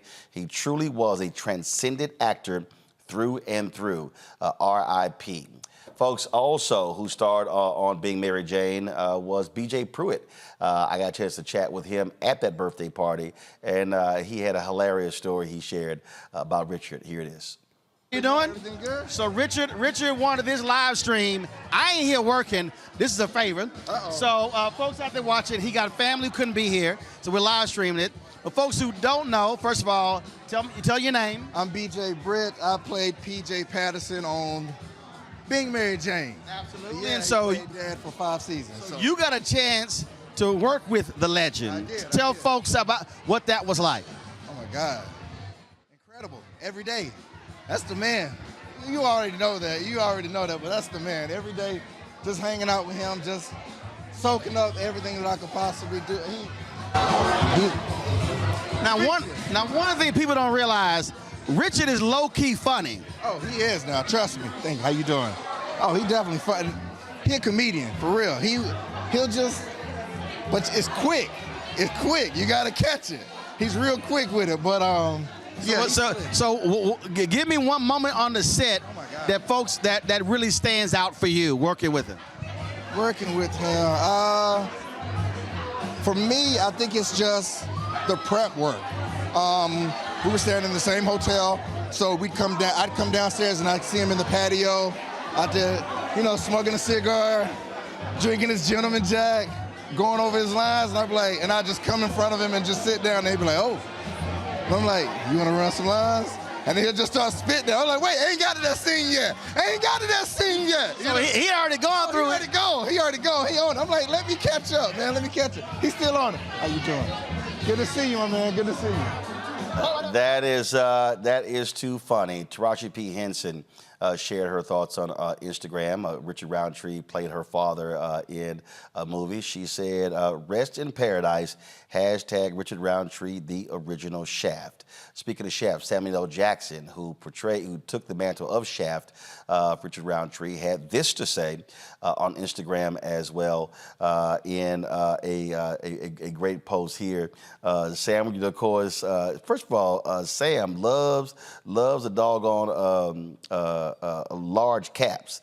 And so he's always writing in large caps. He showed his appreciation for Richard here, folks. And as you see it right there. And again, when you think about Sam Jackson, you think about, of course, following, you got Jesse T. Usher, who also played the role in the Shaft lineage, if you will. They all did so, both of them recognizing the greatness of Richard. Sam, again, said, Richard Roundtree, the prototype, the best to ever do it. Shaft, as we know it is and will always be his creation. His passing leaves a deep hole, not only in my heart, but I'm sure a lot of y'all too. Love you, brother. I see you walking down the middle of Main Street in heaven, and Isaac's conducting your song. Coat blowing in the wind, angels whispering, that cat Shaft is a bad mother. Shut your mouth. But I'm talking about Shaft. Then we can dig it. That's Sam Jackson. Jesse T. Usher, as I said, he is a part of the Shaft lineage. Jesse T. Usher posted this on Instagram. Jesse said, the image from the first time I met Mr. Roundtree will forever be imprinted in my memory. He was standing across the way, conveniently propped against the base of a light post as a cloud of smoke from a cigar wafted through the air like a literal depiction of his aura, illuminated by the only light source in the lot, which was directly above him. Absolutely legendary. He taught me many things, but above all else, humility and thankfulness. He was and always will be the motherfucking man. Rest in peace to the OG Richard Roundtree. Folks, as I said, there were others who spoke at that birthday party. You heard Thelma Hopkins talk about the Netflix show Family Reunion. Well, several folks from that show were there, including the actor Cameron Wright. This is what Cameron had to say at Richard's birthday party last year. Yeah, I just want to say something real quick. I've had the honor and privilege of getting to work with Mr. Richard for the past few years, and over the past few years, he's taught me so much. I've learned so much from him, not only how to be a good actor, but how to be cool, you know?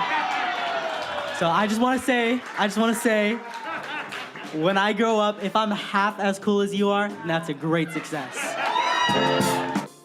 Hi, I'm Meg Deloach, and this is Jordan James.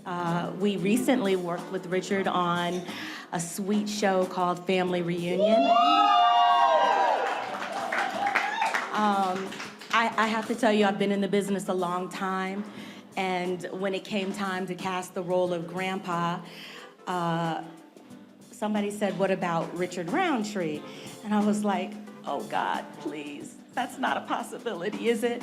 And my dear friend Dawn, who's here today, said, "Let me make a phone call," and she got Richard to read the script. And I'm forever grateful because for those of you who may not have seen the show, he has such a strong, a powerful presence, as he always does. And he anchored our family. And I'm just honored that he chose to be a part of something that I created. And I love you, Richard. Thank you for all the graciousness and the greatness you brought to the show.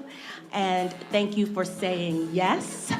Thank you for saying yes to Dawn. Yes! And I love you too. And Jordan wants to say, we love you and happy birthday. Bye. Here, folks, is actress Beverly Todd. Hi, Richard. I don't know if you remember. I hope you do. Remember Lincoln Heights? You remember Lincoln Heights? Do you remember that I was your wife in Lincoln Heights?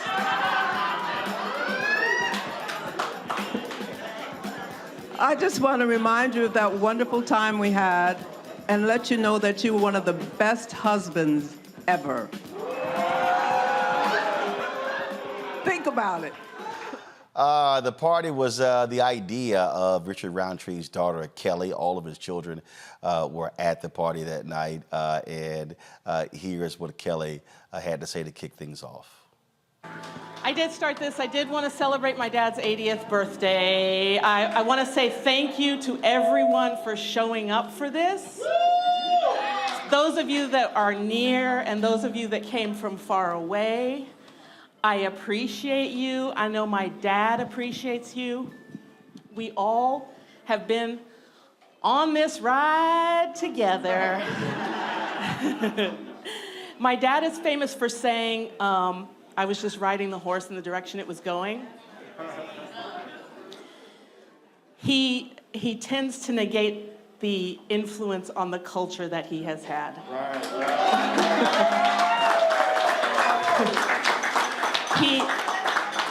His life has been of the more extraordinary than the average life, and we're here to celebrate that life this evening. And I so appreciate that you guys have all shown up for this. It means a lot. It means that he has had an impact on all of us together and the culture. And I just want to say publicly here and now, I love you, Dad.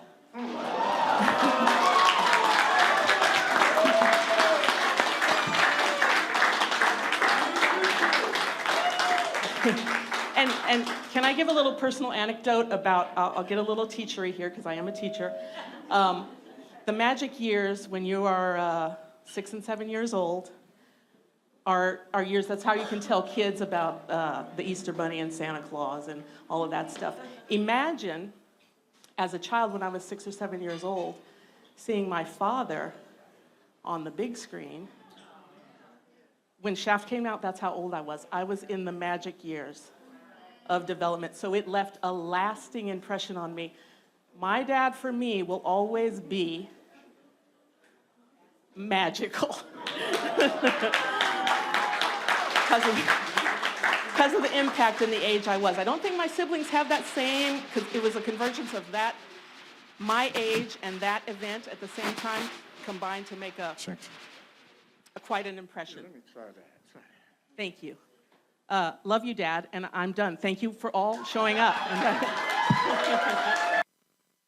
Folks didn't realize that Richard Roundtree was an Ebony Fashion Fair model, and one of his fellow models, she also spoke that night. I'm Barbara Prysock, and I just wanted to say that Richard and I were in the Ebony Fashion Fair together in 1967. Wow. That's the first time I met him, and we have been fast friends. He's my son's godfather, and we've been fast friends for all these years, and we still are. And I love him to pieces. I think he knows that.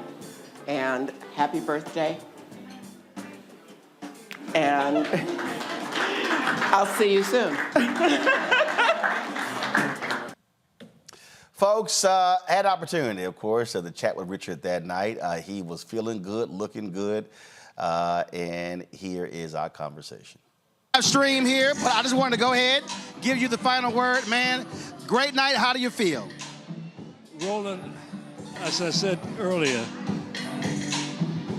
reaching the age of 80, I had no concept of that to begin with. But I'm a very private person, and my oldest daughter, who has never asked me for anything, came out from Illinois,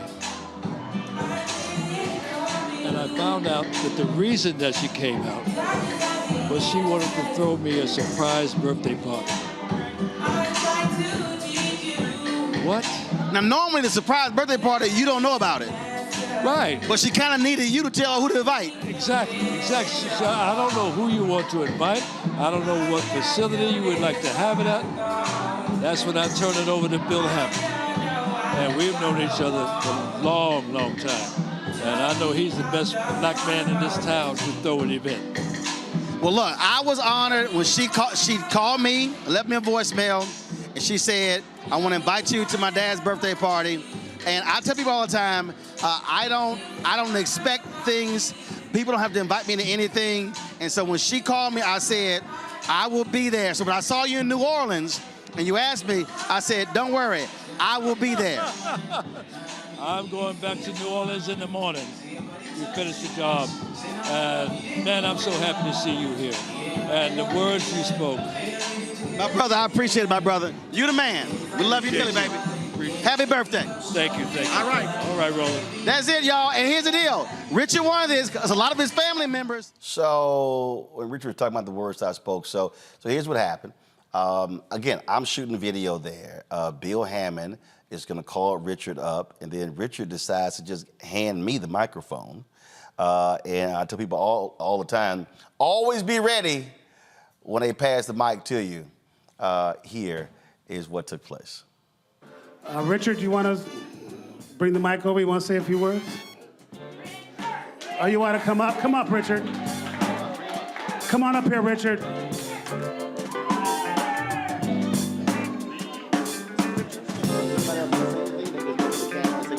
Yes. And after this, if everyone wants to say anything, say hi to Roland Martin. Roland came in and helped me. We're doing a live streaming. I'll give it to him. We're doing a live streaming, so if you want to say some words about Richard, and I want to give you a little friend to help you out up here with your speech. All right.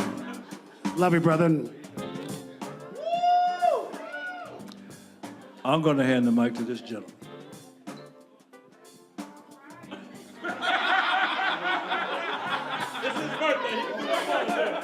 I got the mic. All right, I'll say a couple of words. You're absolutely right. One of the coolest brothers ever. We had an opportunity. There was an Icon Man event where we got to sit at the table together and fellowship for several hours. Have always loved him from afar. Then we had this great one-on-one interview where we talked about everything from family to his dad, having nothing to say about him getting the shaft, growing up, his long history. As a black man, I've always used my platforms to affirm brothers. This is no disrespect to sisters, but typically when you see brothers on the air, they're praising their mothers. And very rarely do you see black men affirming other black men through television. And so the reality is what Richard has done through all of his various roles, whether we're talking about Shaft and then, of course, other television shows and movies, he has always represented the finest of black manhood. And so when you saw him on the screen, trust me, young men were watching him do his thing. And for those brothers who did not have brothers in their lives, that is important. Those movies and TV shows will be here forever. And so it's not just a question of what has he accomplished in his life. The reality is, as long as this nation and this world is here, folks will always be able to see the work and the art of Richard Roundtree and what it means to be a strong black man.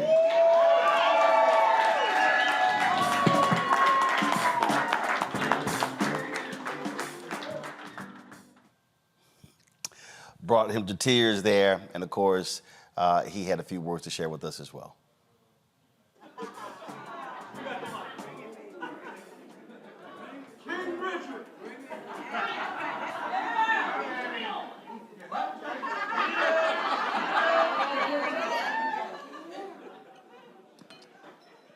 You know, there is so much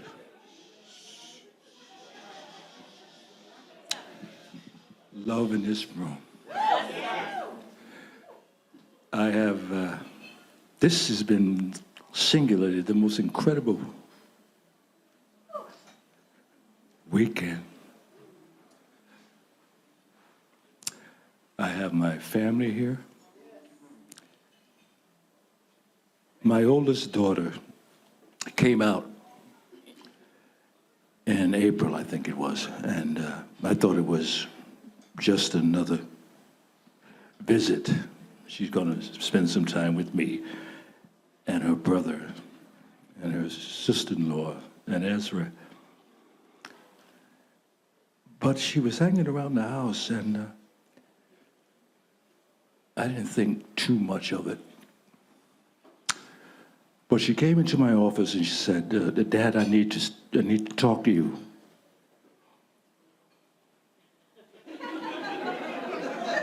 Uh-oh.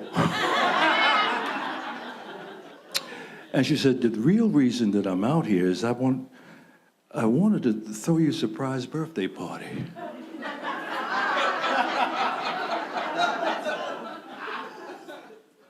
When I got up off the floor, I said, "Really?" She said, "Yeah, but the problem is, I don't know who you like to invite, where you would like to have it, so I need your help." Okay. That's when Bill Hammond came into the picture. And Bill, as Bill said, we've known each other for a long time, and I know he does the best events. And I hooked them up, and they collaborated, and this is what you see. I am so over the moon of feeling all of this love in the house tonight. I appreciate you all for being here. And Roland, that was stupid.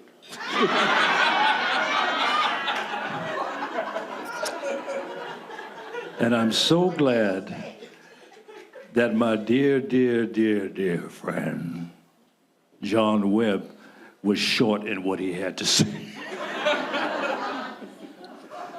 Me and you, baby.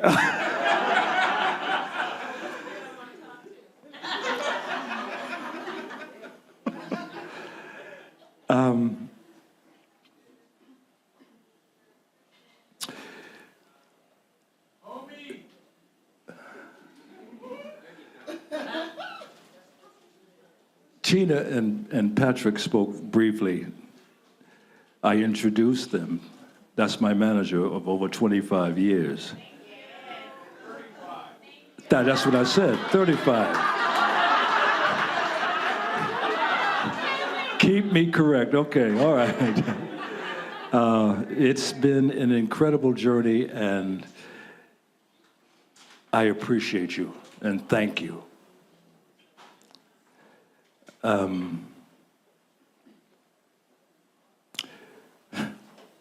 Scott Manners, we go back over 20 years.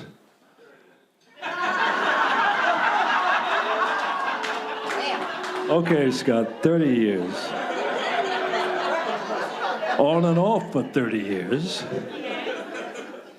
But you have managed to maintain my career, and I've been employed for all of those years. And I thank you. I thank you. I have the pleasure of a large percentage of the group of people from Family Reunion.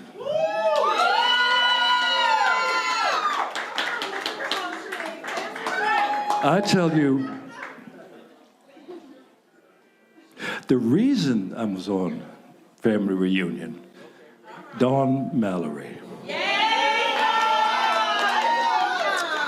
And she called me up and said, you know what, there's a project that I would like you to consider. I said, consider? Meg, I talked to Meg, and she said, yes, I would like it. I'm aboard. And you guys,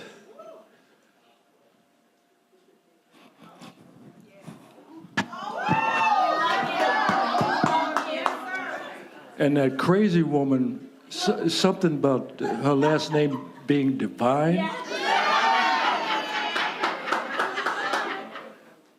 Who has a last name Divine?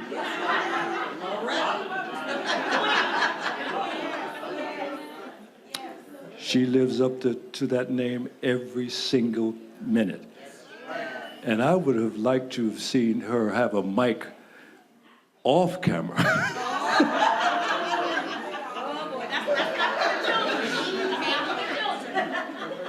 Those 3 years on that show were magical to me. And Meg, I thank you. I thank you. And it was a joyride.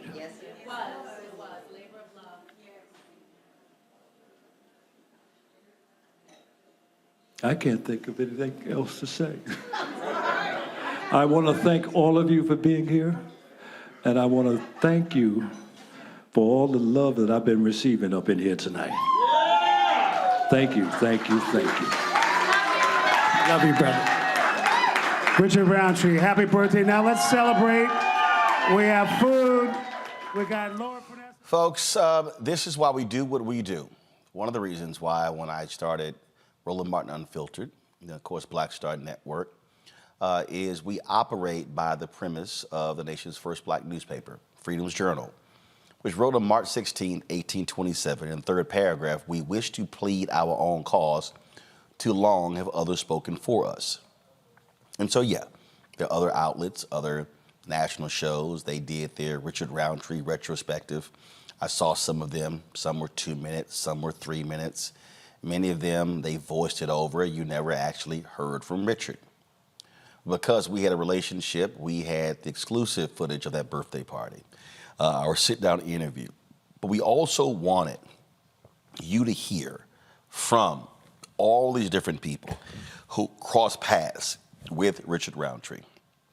There are so many others who want to do the show. We'll be chatting with them tomorrow. Michael T. Williamson, actor Leon. We missed each other a little bit early. We're going to try to get him on tomorrow. And so many others who responded. They wanted to share their thoughts and reflections on Richard Roundtree. Because you've heard me say this, that if we do not have black-owned media, then we're asking somebody else to tell our story. The life and legacy of Richard Roundtree was worth more than 2 or 3 minutes on CBS or ABC or NBC or MSNBC or CNN or any of the other networks. It's more than that. This is an opportunity for us to honor and cherish one of our own, to show them how we felt about them. We did that when he was alive. And I really hope our various organizations, the NAACP Image Awards, whether we're talking about the National Urban League, or we could go on and on, all these different organizations, I would hope that we are honoring our greats before they become ancestors. Let's not wait until they're 80 and 90 years old.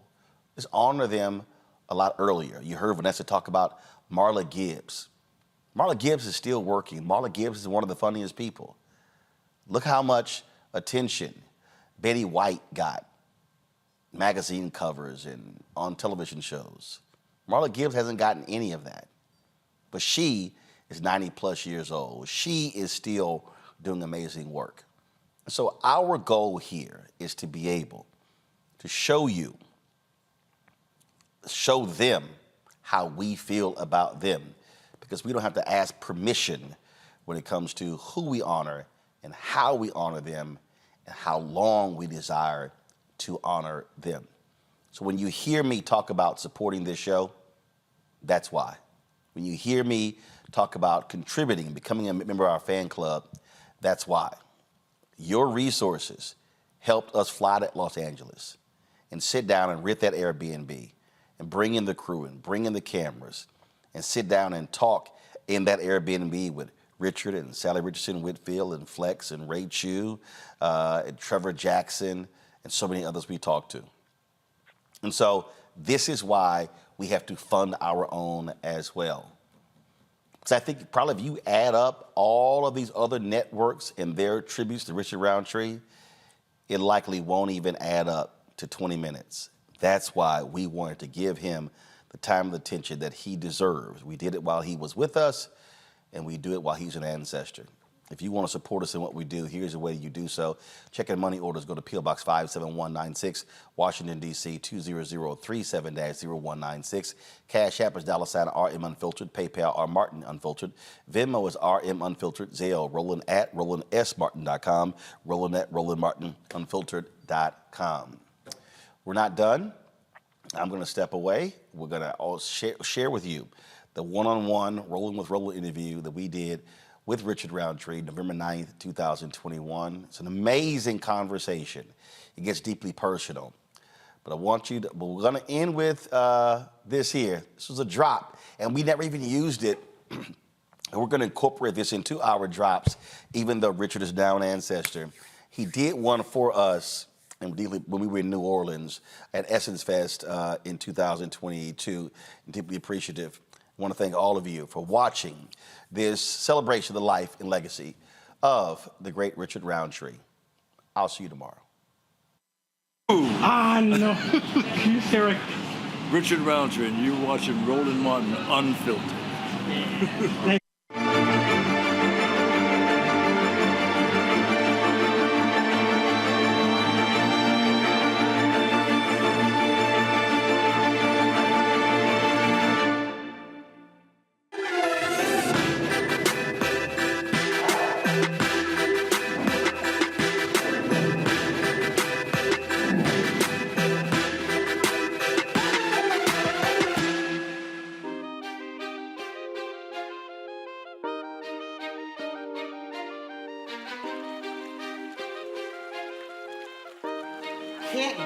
I can't do, like, seriously. Like, here's about to trip you out.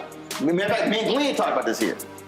If you ever see me in jeans, I got cowboy boots on. I can't wear jeans.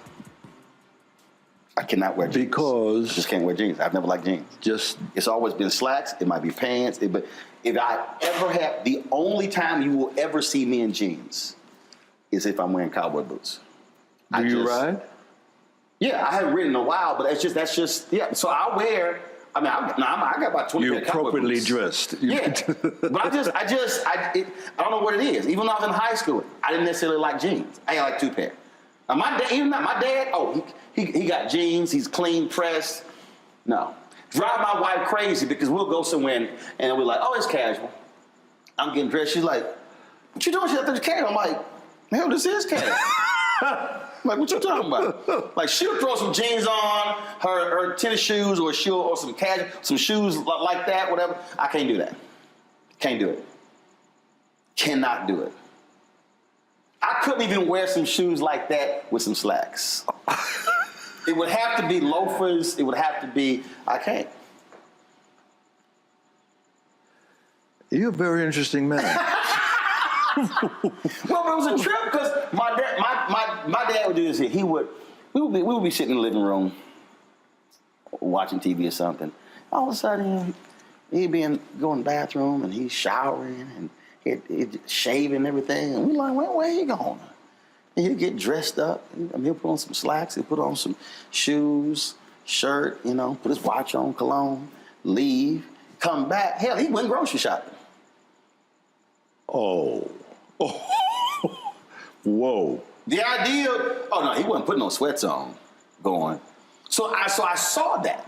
And so we were just, so growing up, yeah, I wore more slacks to school. We don't dress code, but it's just, I'm absolutely comfortable in a suit, slacks, dress shoes. Church would be over on Sunday. We would be cooking in it. We'd be lounging around. My mom like, y'all gonna change clothes? No, we fine. Me and my brother. It's nothing. Yeah. Okay. It's just a totally, that's what I'm saying. So the idea of, because see, the thing for me that's about, I love watching old photos of black folks from the 20s, 30s, 40s, who, in the case of, especially the cats in Chicago, who came from down south, they would wear them overalls all weekend, but come Friday night, Saturday night, church on Sunday, they clean. And I love looking at these old photos or videos and black folks dressed to the nines. Not the casual. So it's just something about that. Our sense of style. But you know that was the whole deal. That was the whole deal with Shaft. Yeah, that's Gordon Parks. That's Gordon Parks to the bone. I mean, he is singularly the most elegant man I had the pleasure of knowing. I never got a chance to meet him. Sorry? I never got a chance to meet him. Oh. But everything, I've seen the documentaries and the books, it was all. You know, he wrote a song that, what's his name? The minister who died, Don't Misunderstand. Gordon wrote that song. And it's the epitome, encapsulation of the Shaft character. But it's all Gordon. Don't misunderstand. You are no concern of mine. But in case you're free sometime and need some time, with me sometime, I can hold your hand. I can't think of his name. O.C. Smith. He sang the song. That was the Shaft 2. And I listened to that song. Wait a minute. This is Gordon Parks. And the thing about, again, everything I've read, the documentaries, I mean, it was the style, it was the attitude, and the fact that he believed I could do whatever I want to. So, the sonnets and the operas and the movies and the plays, and he's an artist, he's a photographer, he's a magazine editor, making movies. I mean, we talk about Renaissance man. Yeah. That was it.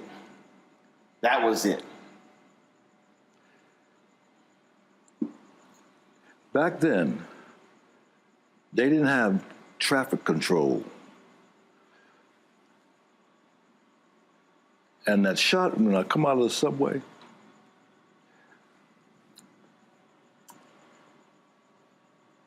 here's what I want you to do. We got a camera up there. and one other. When you come out of that subway stop, and I want you to cross the street, and I want you to own it. You feel me? No, he didn't say feel me. You understand? Yes. So I want you to own it. So that crossing in that Broadway, that was improvisation when that taxi cab driver honked his horn. It was all in the moment. And I'm so proud of that because he gave me the license, probably singularly, one of the best directors I've ever worked with. And I've worked with a lot. This woman who was directed me in Cherish the Day, sister, came very close. Young girl, young woman. She was magical. And she hasn't been in the business that long. But you remember the special ones. And you never forget the a-holes. Had a few of those as well. See, what I love about, first of all, everybody, people talk about black exploitation, and we'll get to that in a second.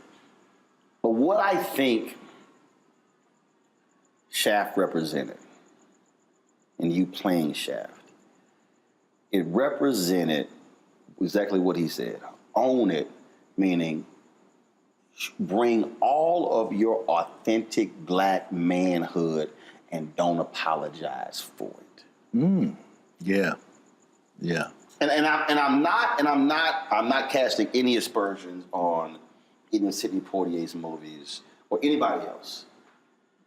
But the thing about, as I look at you in that role, I think about Harry Belafonte, as I think about Sidney Poitier, it's I'm gonna bring all of us to this thing. And America, and even a lot of black people are uncomfortable with full, authentic black manhood. That scares a lot of black people. Because we're not, because even we get scared. Oh, hold up, that's a little, man, that's a little too much. Give me an example. Oh, I've experienced it. I think when to be an unapologetic black man scares black people because we have been so conditioned. We have been trained and then subconsciously accepted when we walk into the room, we ease into the room. And that if you walk in your fullness, when he said, own it, who this cocky, arrogant person? Yet mediocre white men go to many spaces like, oh, I belong here. And I think that is, and I've experienced where a lot of black people, oh, you a bit much. Well, he not. Oh, but I am. Well, you're going to have to deal with it. And it's a very interesting, I think, and to see it on the big screen, this total badass, clean, women loved him, unapologetic.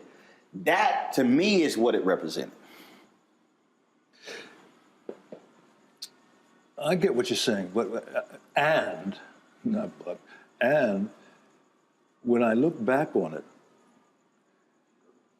Gordon's whole persona was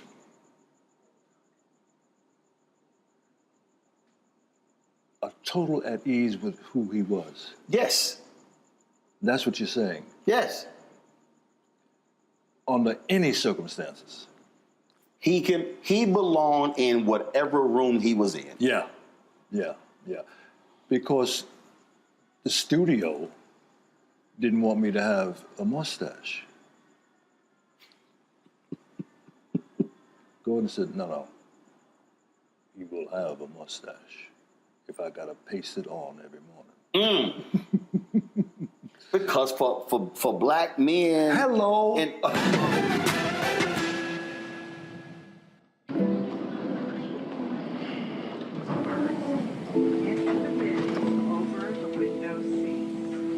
These are the only bins that will accommodate larger rollerboards.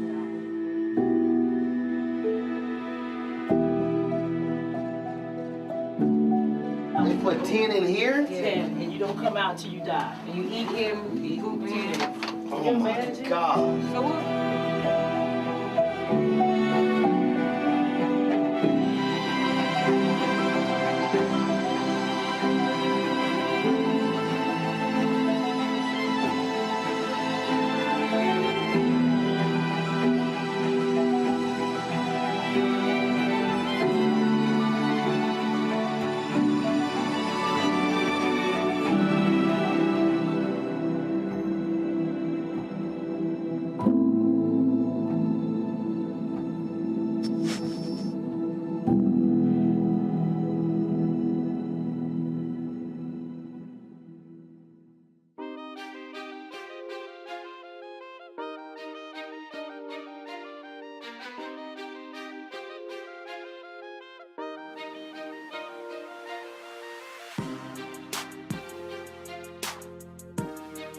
My brother's an alpha. He played spring 87. I played spring 89. So you get to shave all facial hair. I did not come home after I pledged until a mustache grew back. Whoa. Because I can't. Okay, I'm gonna tell you the story off camera. I gotta tell you the story off camera. All right. My dad will get real mad if I tell this story on camera. Okay. But let's just say my dad made it real clear to me and my brother. You better keep a damn mustache. Remind me to tell you the story. You gonna holler. But I've had that conversation with other brothers who I went to college with, and when they went to corporate America, they shaved their beards, shaved their mustaches, and again, it was conforming to a standard that's not who we are. So for him to say no, he gonna have a mustache. That was another signal you are going to accept the fullness of this black man.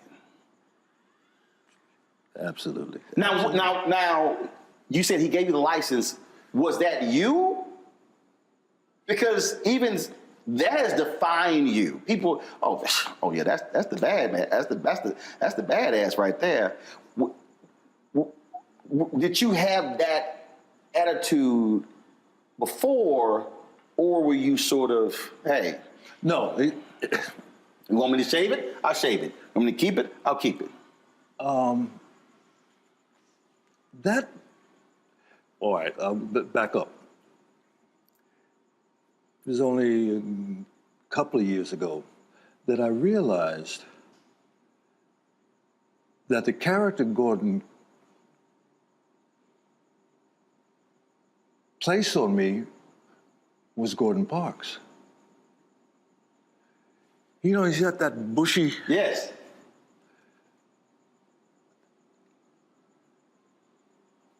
It's hard for me to even separate who he is from that character that was depicted on the screen. His mannerisms. I don't know if you remember, there was a scene where I'm looking for the gang leader, the black gang leader. I'm up in Harlem and I'm knocking on doors and say, have you seen? And he comes out, he did, what's that old actor who always put himself in his movies? It doesn't matter. But he opens the door and got it. No, I ain't seen him. He owes me back money. And I looked at that, wait a minute. That is Shaft. You can't separate the two.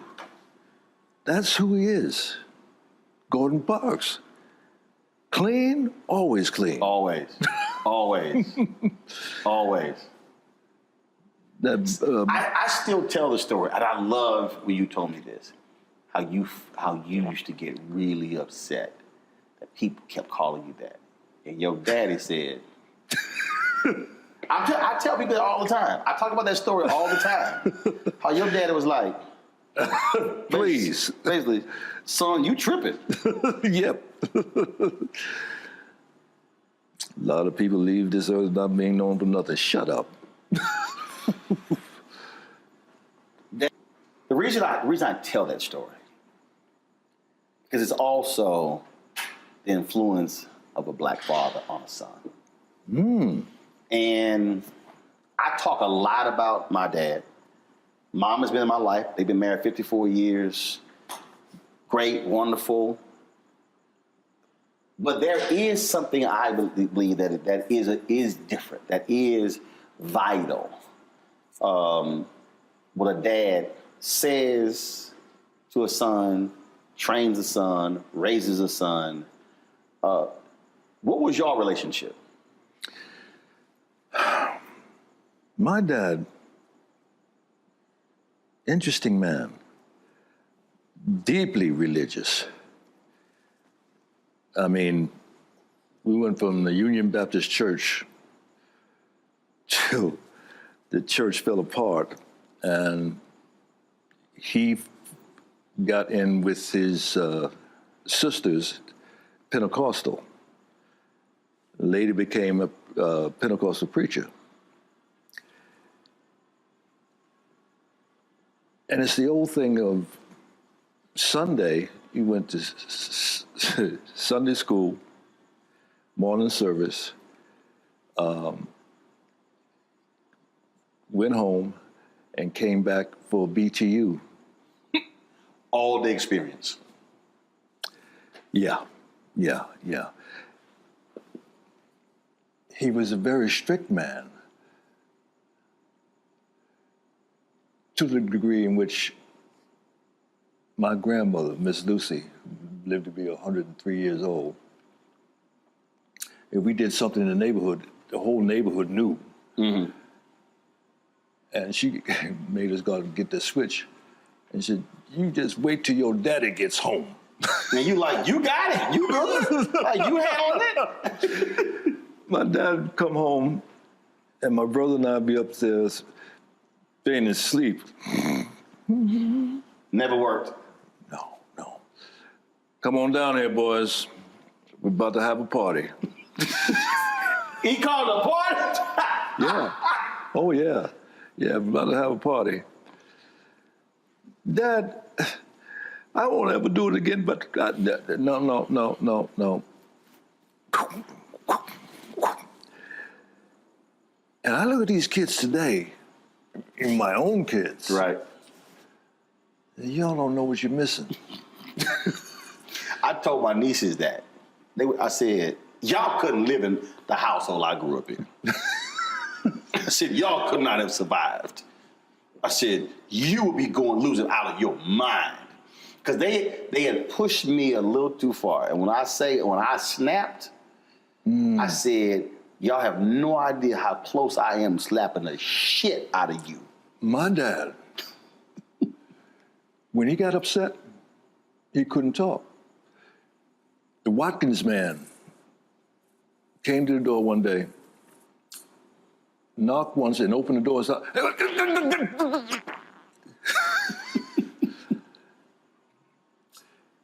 Funny story. Alternate summers, we would go to my dad's home in Thomasville, Georgia, and North Carolina, my mom's home. Dad wanted us to experience going to Florida. Thomasville is only about 20 miles from Tallahassee. So my cousin, my brother, my sister, my mom and dad, we get in the car, we go to Thomasville, to Tallahassee. And we pull up at this general store. And this white kid is riding a bike on the wooden planks in front of the store. And Terry gets out of the car and walks up to the kid, said, "Can I ride your bike?" And the kid look at him like, he didn't say anything. "Now come on, just have a ride." Terry takes the bike and is just about to get on it, and my dad come flying out the door, grabbed up Terry, put him in the car. I don't know how fast we got back to Thomasville. But you just don't understand.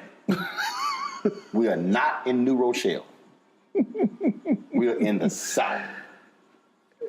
We didn't know what that was all about. But to see him, we knew when he was upset. Right.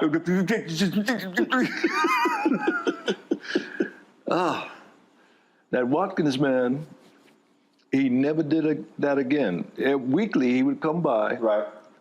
You remember Watkins products? I got a few weeks on you, that's why.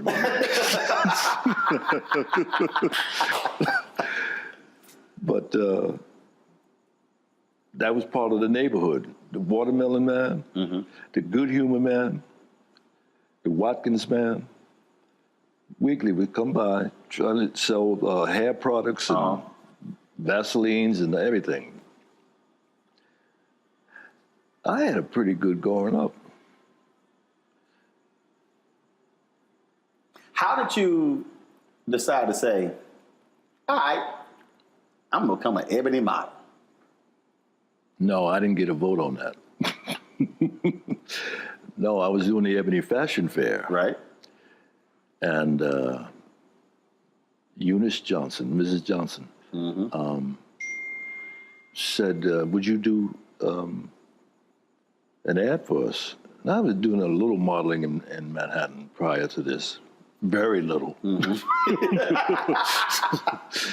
And I said, sure. I don't think I ever got paid for that. The Duke product. We were on salary, weekly salary for the Ebony Fashion Fair. 79. We're gonna use you everywhere. How much was it? No, it was 79 cities in 90 days. Right. I don't remember what we were paid weekly, but I was sending that back because I was then married, had 2 children. People don't realize how huge that tour was. Oh. It was a significant fundraiser for many black organizations. Absolutely, absolutely. And after the film came out, I'd go doing promos from city to city. Say, oh boy, I know you did Shaft, but I remember you from the Ebony Fashion Fair. Because it was a huge deal. I mean, look, obviously people today don't understand because you see everything on television. But the reality is, when Ebony Fashion Fair, when that tour came to that city, especially mid-sized, small cities, it was the event of the year. Yeah. And then bringing these fashions from these African designers, the African Americans, these European designers from Paris, couture. I mean, it was a huge, an event. Yeah. And folks came dressed up. Yes. It was an event. I remember when we hit New York at the Hilton Hotel. I mean, as far as you could see, dressed to the nines. It was awesome. It was awesome. I loved it. Pull up a chair, take your seat. The Black Tape with me, Dr. Greg Carr, here on the Black Star Network. Every week, we'll take a deeper dive into the world we're living in. Join the conversation only on the Black Star Network.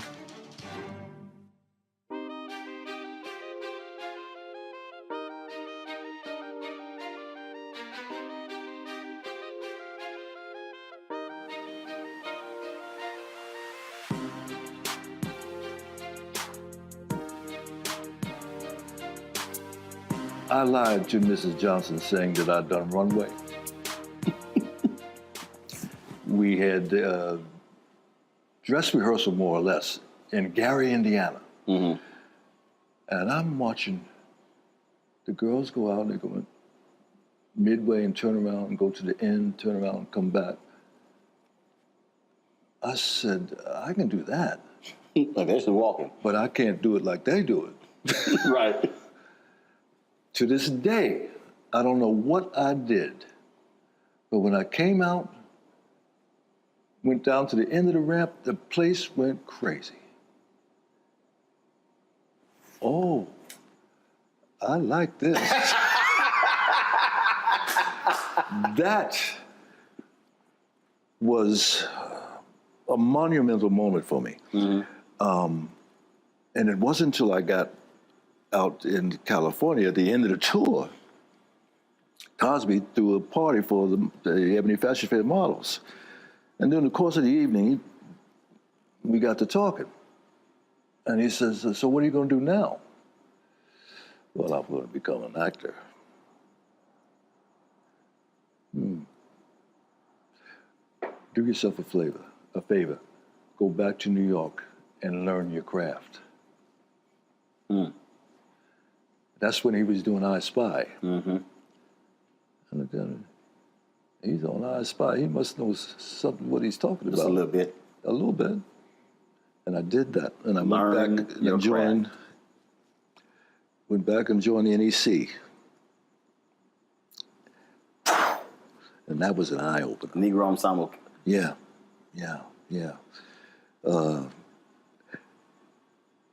Robert Hooks. I finally got to be a participant in the company. And here's another funny story. It was a 3-hour play. And I only had one word in the entire show. Right! Esther Roll, bless her heart. She's sitting next to me, right? And I guess I'd zoned out, and she went, right! Just had one word. Every time I saw this woman, she said, you need a punch? I guessed it on that show once. Oh, Roundtree, you need a punch? But see, that phrase right there, I think, is the reason that is so important. Because it's crazy. Today, I literally had a conversation with a young woman, journalist. And it's interesting because I have more sisters who reach out to me for advice and counsel on their career than brothers. It's very interesting. The sisters are like, yo, they will soak up the knowledge. Very few brothers call. And she called me, and we were talking, and I said, lost the last job, the last 2 jobs. BS with both. I said, look, get in. I don't care. I don't care about other people. I don't care about their own drama. I said, focus on your skill set. Focus on your weaknesses. I said, identify all your weaknesses. Focus on that. I said, don't focus on your strengths. I said, because your whole goal is to take away if anyone's doubting what you can do, remove all your weaknesses. So minimize them as best that you can. And it's amazing how many people don't focus on the craft. It's not who sees you in airports. It's not who sees you. Because then they always go, man, I want to do what you do. But do you want to do what I did? Yeah. And that's the craft. That's literally watching the video and playing it back. What was your hand position? What were your facial expressions? What did you look like? Were you going to sleep? Were you bored? How were you sitting? How were you asking questions? Studying the craft. And it's amazing how many people in numerous fields don't really think about Seems to me that most people want to jump. Oh.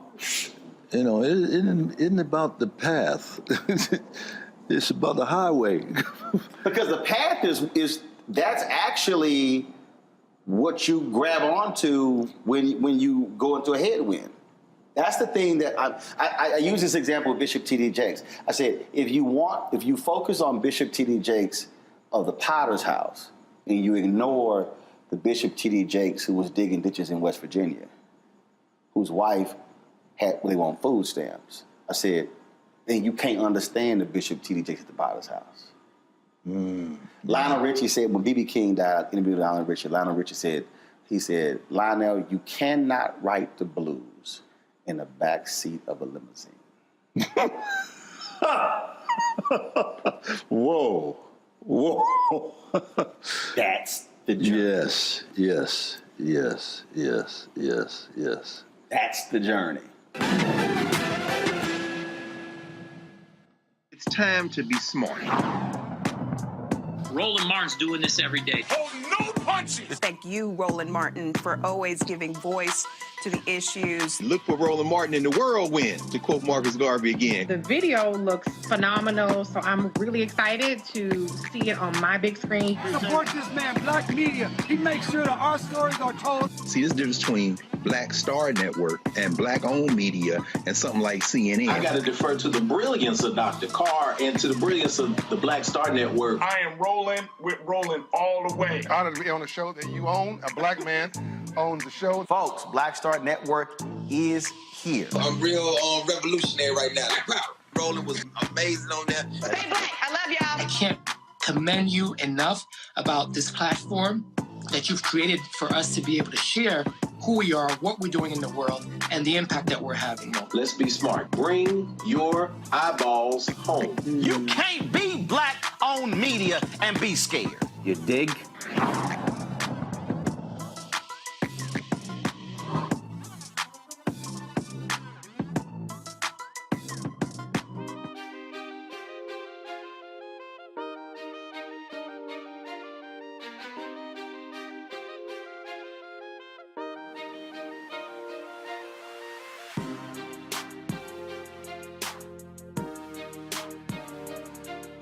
See, you guys, Shaft was what, 72?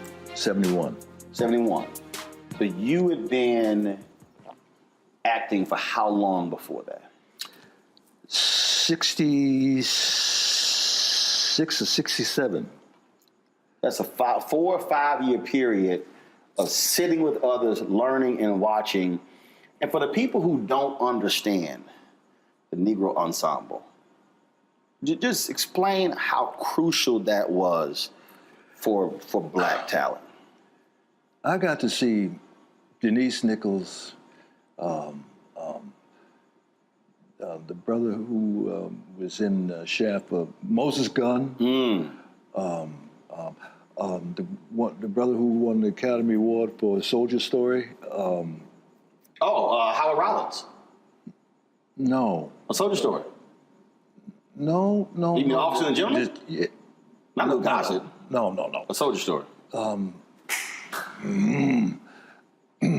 He won it for Soldier Story. He was the sergeant. Oh, he was nominated. Raspy Boys. Yeah, I know. You made me feel better. I know, the Raspy Boys. Because he didn't hit, because he did a whole bunch of, he didn't win the Academy.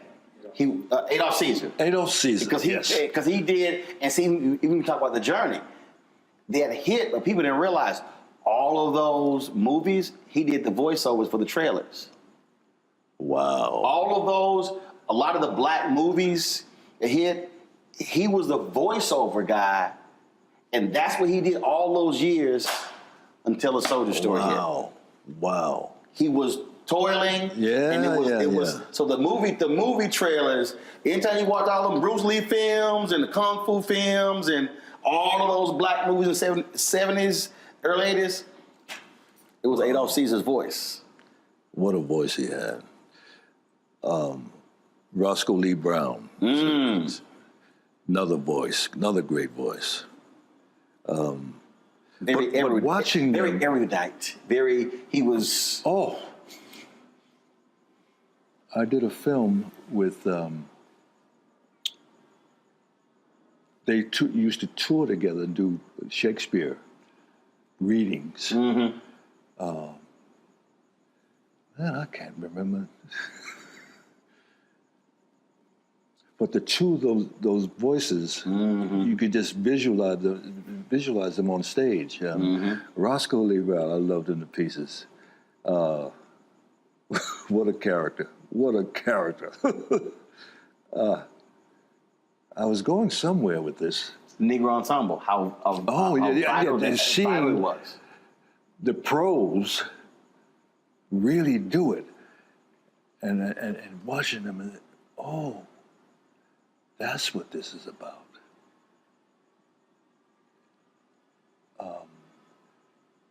And I finally got into one of the performances, as I said, but I was trying to do modeling at the same time.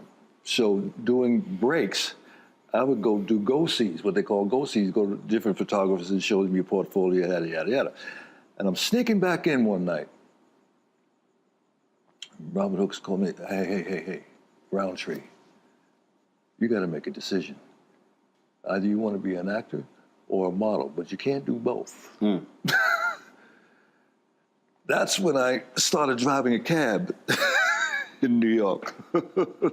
Did that for 2 years. Driving a cab to allow you to be able to make some money, family to pursue this acting thing. Absolutely, absolutely. I remember I was dropping people off at Sardi's. And I said, one day, I'm going to be dropped off at Sardi's. I'll never forget,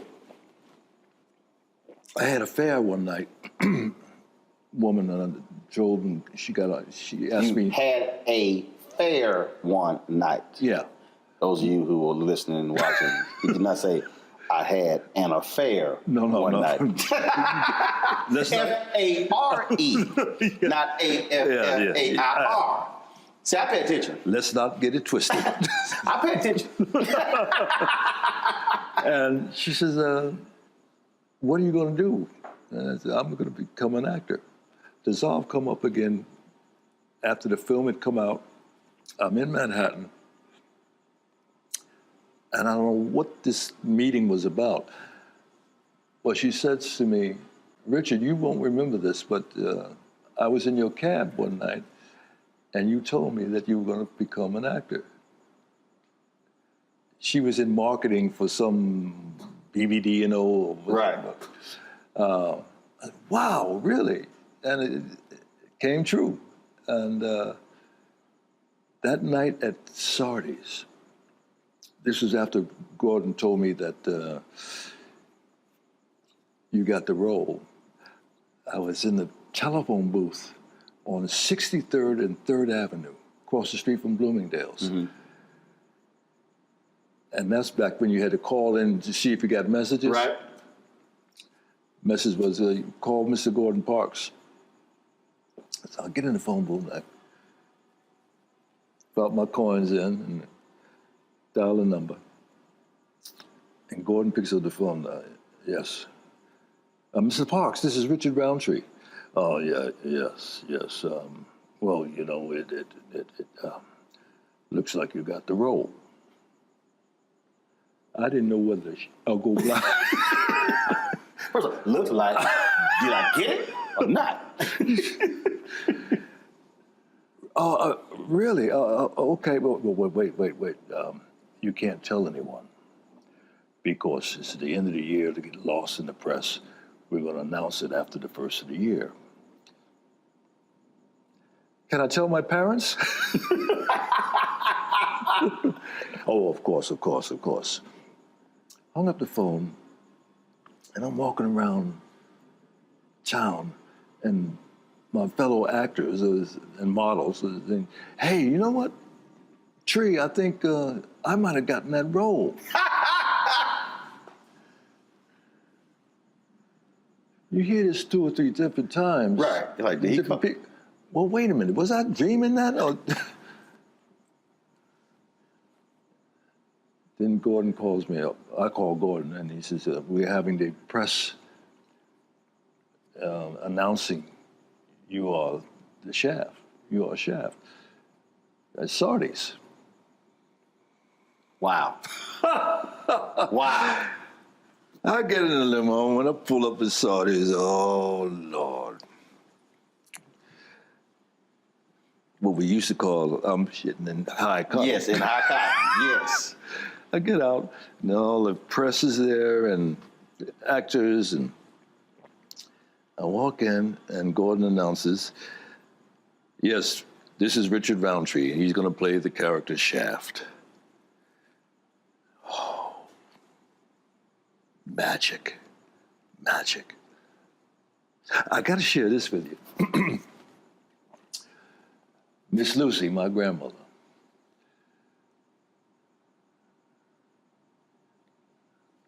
and my dad came down to the hotel prior to us going to the theater that night, saying why he couldn't attend the screening, the premiere.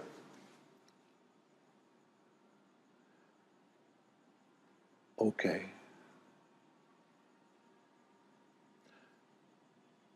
My grandmother, my mother, and my sister and I go to this biggest night of my life. Right.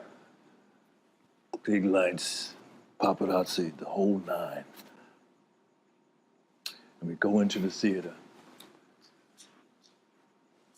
And the lion starts roaring. Film starts. And the first fight scene, my grandmother stood up. Don't you be hitting my boy! The place fell out. Miss Lucy, no, not this movie. Well, You sitting here like, no, I know my grandmother. she's 100% serious. Yeah. She was into it. She was in church. So Dad didn't go? No. Why? Because he's a very religious man. He'd never drank, never smoked, never cussed, and didn't go to the movies. Wow. Did he ever see the movie? Whoa. I don't think so.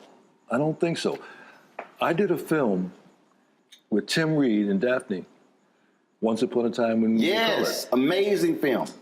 Once Upon a Time We Were Colored. Yeah. Roger Ebert said it should have been nominated for the Academy Award. Oh. No, I remember. Oh. I have the DVD.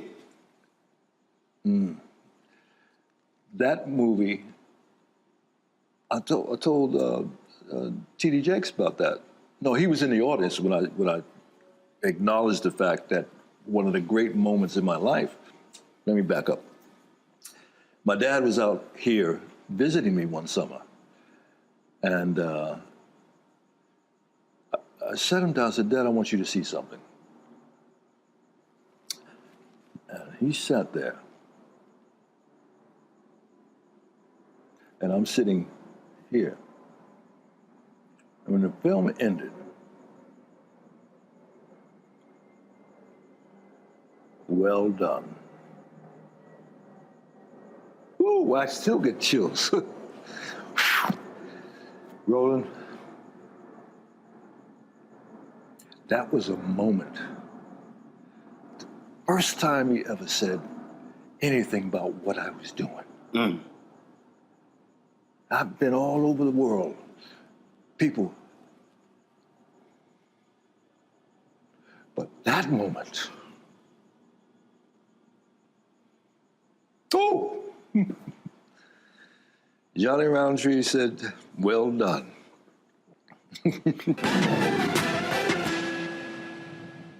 I'm Deborah Owens, America's Wealth Coach, and my new show, Get Wealthy, focuses on the things that your financial advisor and bank isn't telling you, but you absolutely need to know.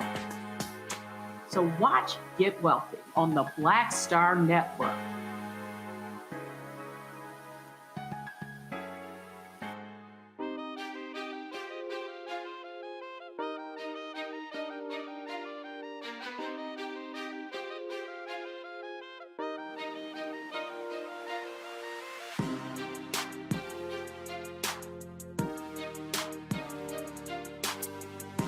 There's something special when the folks who birth you get to see the fruits of their labor. And not just see your work, but also to see how others respond to the work. For me, my dad sent me a similar text a few weeks ago. Watch the show every night. It's a news show. Yeah, he watches it every night, of course. If he misses the show, he gets caught up on the replay. He watched every show. He'll call me, tell me, don't put that person back on, she's stupid. I don't know what the hell this dude was talking about. Way to kick his ass, son, way to kick his ass. He do cuss. He don't cuss a lot. I cuss way more than him. But one of the joys for me is to get to bring them into my world and to actually meet people, see people, to experience all of that. Because, and I don't have biological children, you have children, even with the nieces I've raised. It's all that you invested, all those whippings, all those lessons, all those things, to see it actually pay off. Yeah.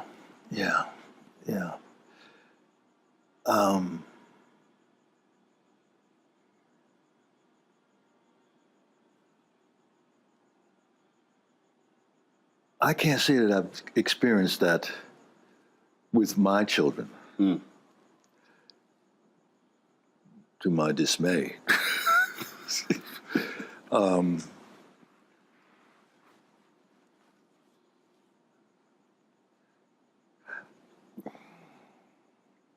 I remember being asked a question. Oba Babatunde was doing a similar type thing that he was trying to put on television. And he asked me, how do you feel about what you do affects your children? And I was stumped. The only one, my oldest daughter, who is going for her doctorate degree in race and ethnic studies? Yes. And she is so excited about it, and I'm excited for her. She was interviewed for a documentary that I did a couple of years ago now. I didn't know how much attention she paid. And she just, well, my dad,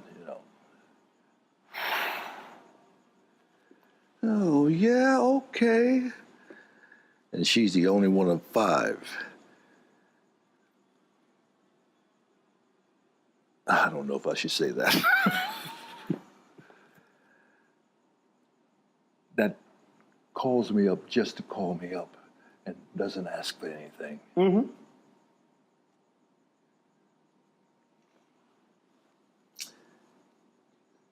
Can you tell I'm a little pissed off? Just a little bit. No, but look, it is a. See, for me, and many others have said that. Talk about that relationship, that experience. So we lived 8 blocks from my maternal grandparents.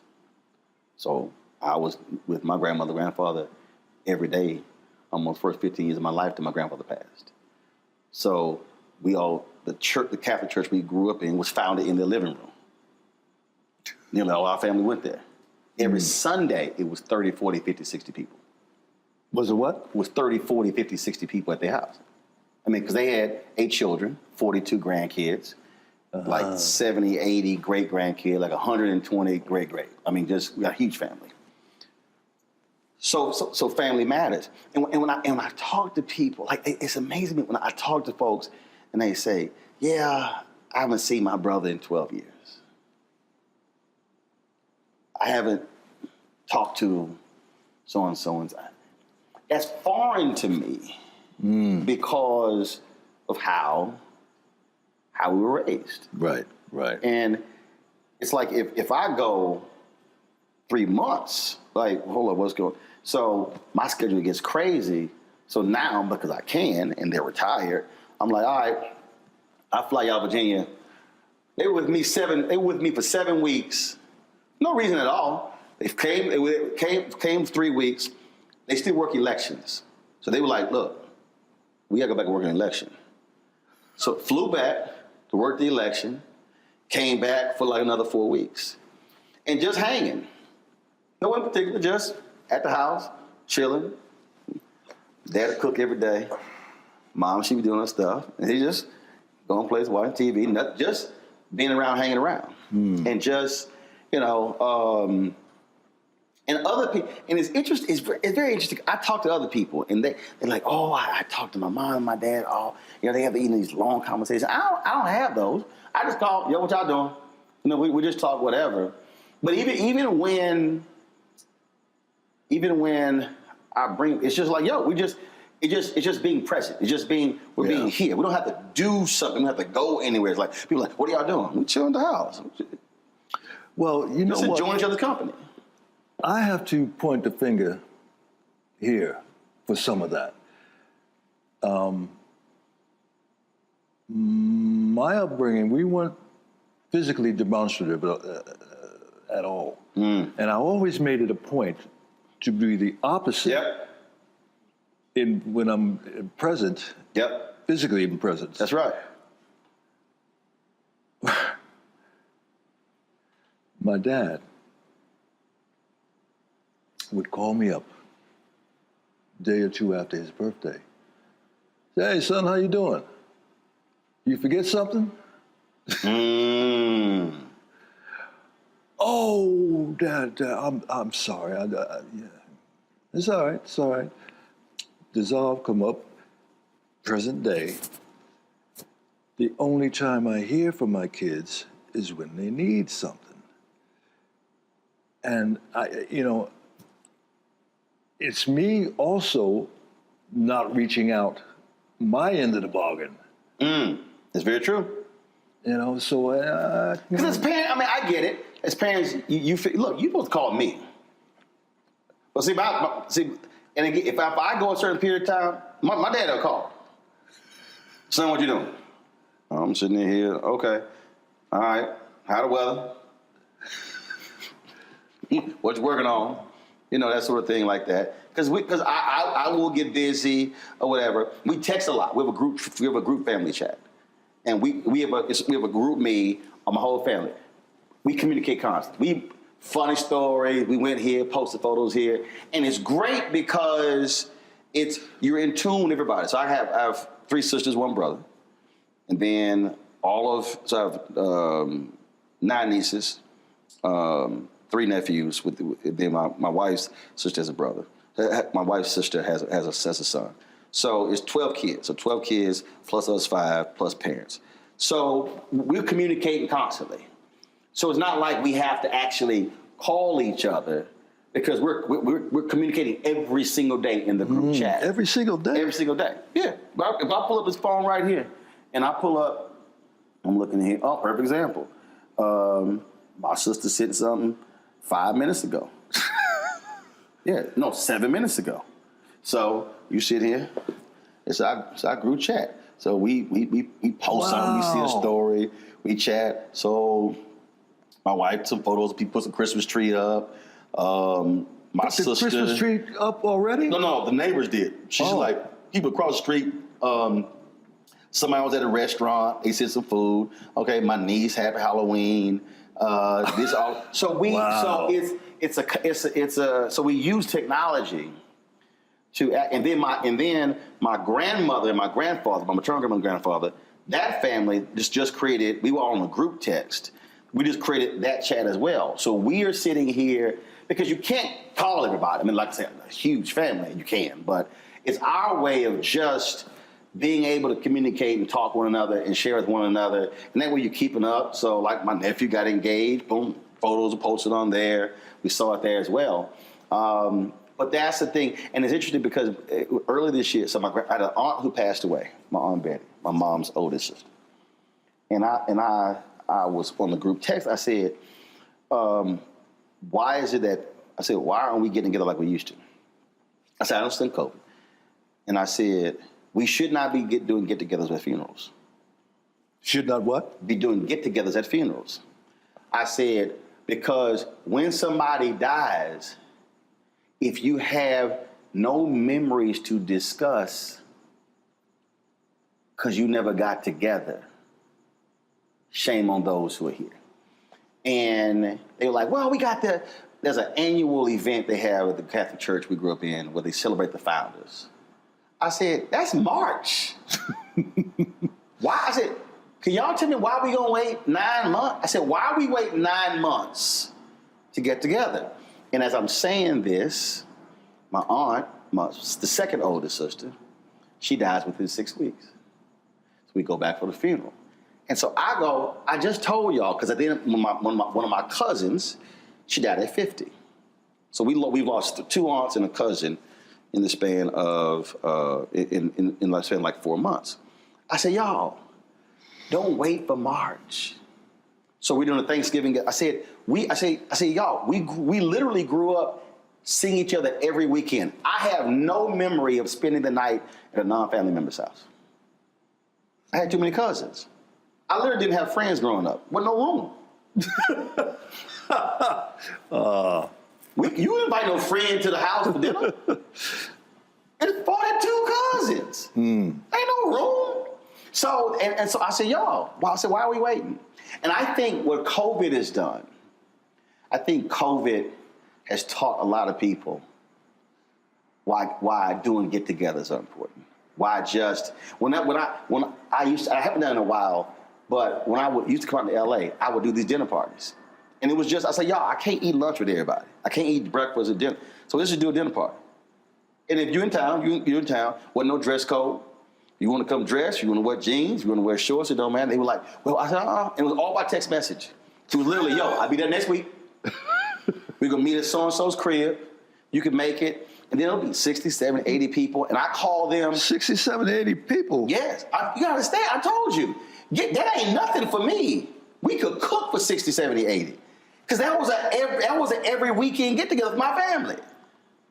So that's like, seriously, nothing. I had a party at my house, and they were like, how many people you invited? I said, man, about 100. They were like, oh my God, 100. I was like, y'all, that ain't a lot of people. You're like, well, how you cook for 100? I was like, easy.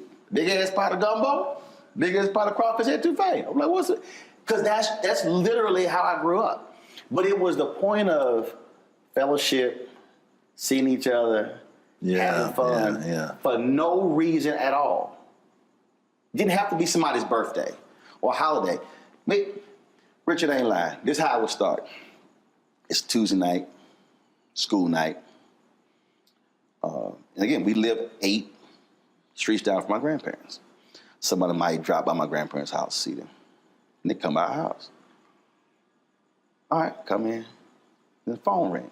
Hey, what y'all doing? Oh, we're just sitting there talking to Lurdy, my aunt's, my mama's sister who just passed. Oh, really? Okay. What y'all, I'm gonna swing on by. All right, so they come on by. Then all of a sudden, they might call somebody. Yeah, I'm about to swing by Uncle Reginald and Auntie Melda's house. Oh, really? What y'all do? Oh. Well, next thing you know, 8 people, 12 people, it's 15 people. And well, hell, we hungry. So, mama go cook something. Dad might be behind the bar playing music. We got school the next day. Man, this thing done turned into a family get-together. It's 20, 25 people on a Tuesday night.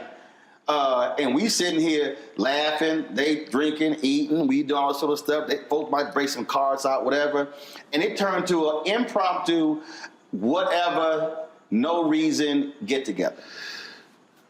Those are the memories that we have when we reflect later in life. Oh, remember that night? Or I came by, or we had them all the time. They was, when I say it was a huge part of my entire upbringing, that was constant. The only time we had people at the house was on Sunday between services. The preacher, Reverend Hooper. Ooh, Reverend Hooper. Did he get to sit at the head of the table? No. That was Daddy. Yeah. Yeah. And the bad part about it, with either my dad or Reverend Hooper would say blessing. And we looking at the food. And you like, I should have eaten a snack before this prayer. Yes. Oh, that went on. And we'd have my cousins there because my dad was pretty much the father to my three cousins. Mm-hmm. They call him Dad, as a matter of fact. That was the only time I could point to that even smacks at what you're talking about. It was, so for us every Sunday, it's my grandparents' house. It was so many of us, man, summertime, my grandfather used to coach his sons and all the boys in the neighborhood to play baseball. So we had family softball games. I'm talking about we bring out the whole family play. We would go to the park, because we had that many family members. We could field 3 teams. It's 9-on-9 again. Where would the visiting team sit? No, I'm telling you, there wasn't no room. So we had enough players and fans. Wow. We had players, fans, and umpires. We could outfit the whole joint. Everybody would bring their bats, their gloves. I'm telling you, the whole family. That was my childhood. I'm telling you, I cannot give you a memory of going and hanging with another family. No, we were always together.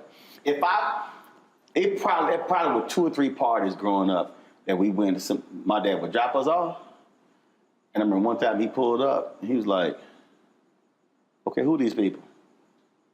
So he went inside. I need to know whose house this is. Whoa. Who y'all gonna be here? Here's the whole deal. If he saw folk outside and they were drinking, he was like, "Yeah, come on, we all getting down." I'm telling you, I know it was like, okay, so y'all the adults, okay, this your house? Y'all gonna be here the whole time? Okay, I just want to make sure that they're gonna be adults here who are. And me and my brother like, oh, no, wow, seriously, bro. He's like, okay, I'll be back at 11:30. Bro, wow. Give me that look. Oh, that was probably I had a couple things. I mean, you grow up, you know, I'm just gonna leave him alone. Because him crazy. Like, just going, some people want to try their daddy. Mm-hmm. Nah, we weren't going to go there. We going to go there. Hi, I'm Dr. Jackie Hood Martin, and I have a question for you. Ever feel as if your life is teetering and the weight and pressure of the world is consistently on your shoulders? Well, let me tell you, living a balanced life isn't easy. Join me each Tuesday on Black Star Network for A Balanced Life with Dr. Jackie. We'll laugh together, cry together, pull ourselves together, and cheer each other on. So join me for new shows each Tuesday on Black Star Network. A Balanced Life with Dr. Jackie.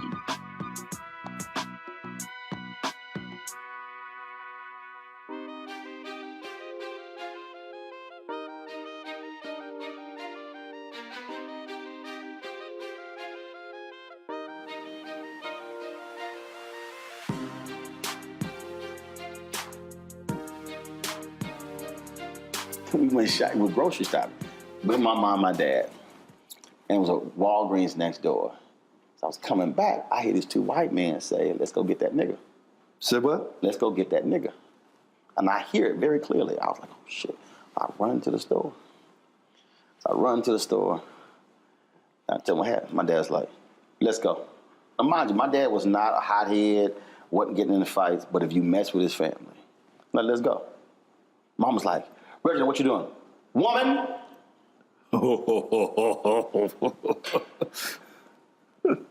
We ain't having this conversation. Look at me. Let's go.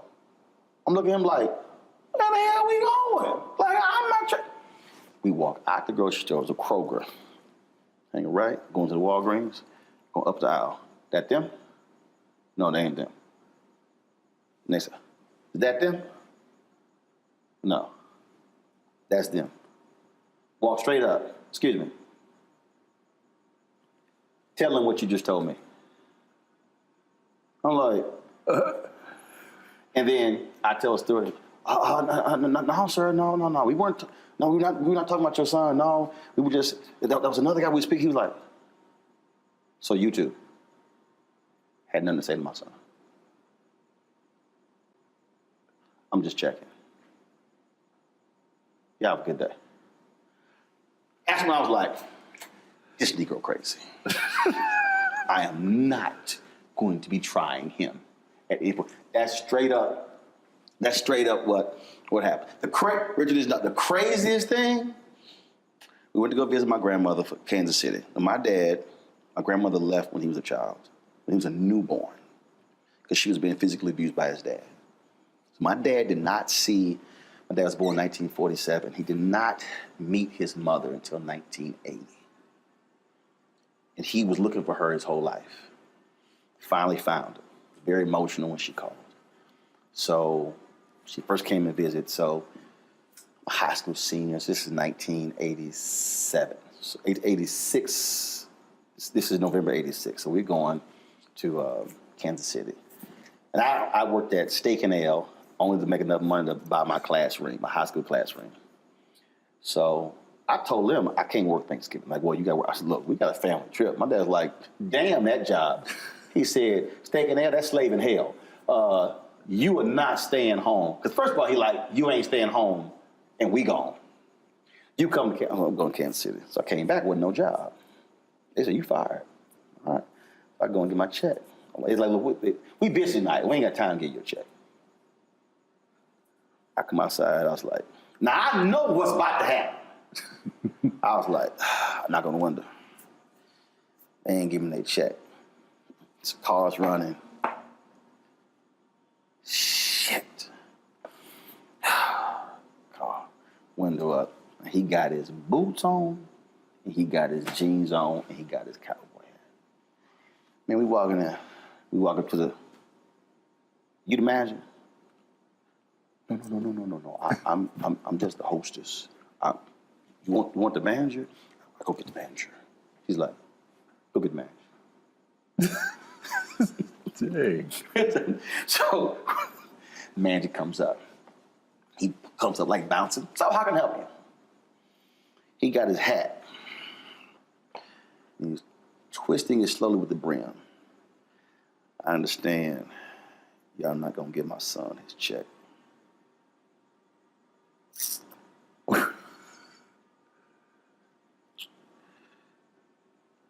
I'm here for his check. And he stops, and he's holding it.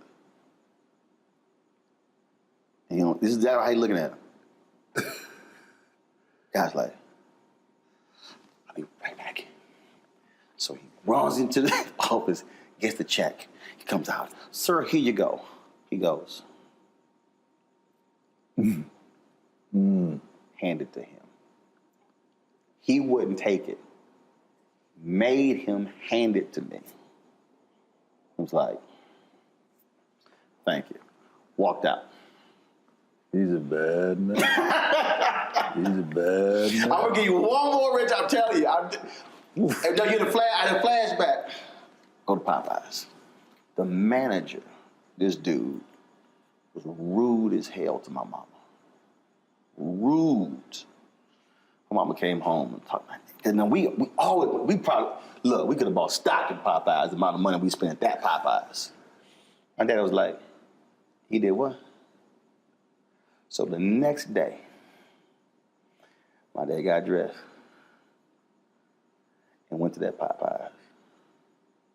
Walked in. He was like, you the manager? Yesterday, my wife came in here and bought some food, sat down, and ate that 3-piece in an hour. Staying at home boy the whole time. I told you he crazy. Whoa. I said, I'm gonna leave that Negro alone. I'm gonna leave that one alone. Bad man. Yeah. Yeah. That's where I grew up. Just the look in your eyes when you, damn. Woo. How you think I was like, yeah, we ain't messing with him. We could joke with my mama. We be playing and stuff. We be having fun joking with my mama. We could play with my dad for about 15 minutes. He like, all right, we through playing. Well, shit, all right, guess we gonna go ahead and play with mama. Yes, sir. We done with him. Yes, Bruh, sir. that was, dude, it is, that's why I'm saying it is something different, which is why for me, raising my nieces, that's so important. That figure, that male figure, what they represent, what they give to you, what they invest in you, is so important. Yeah. It's so important. That's what I'm missing. I'm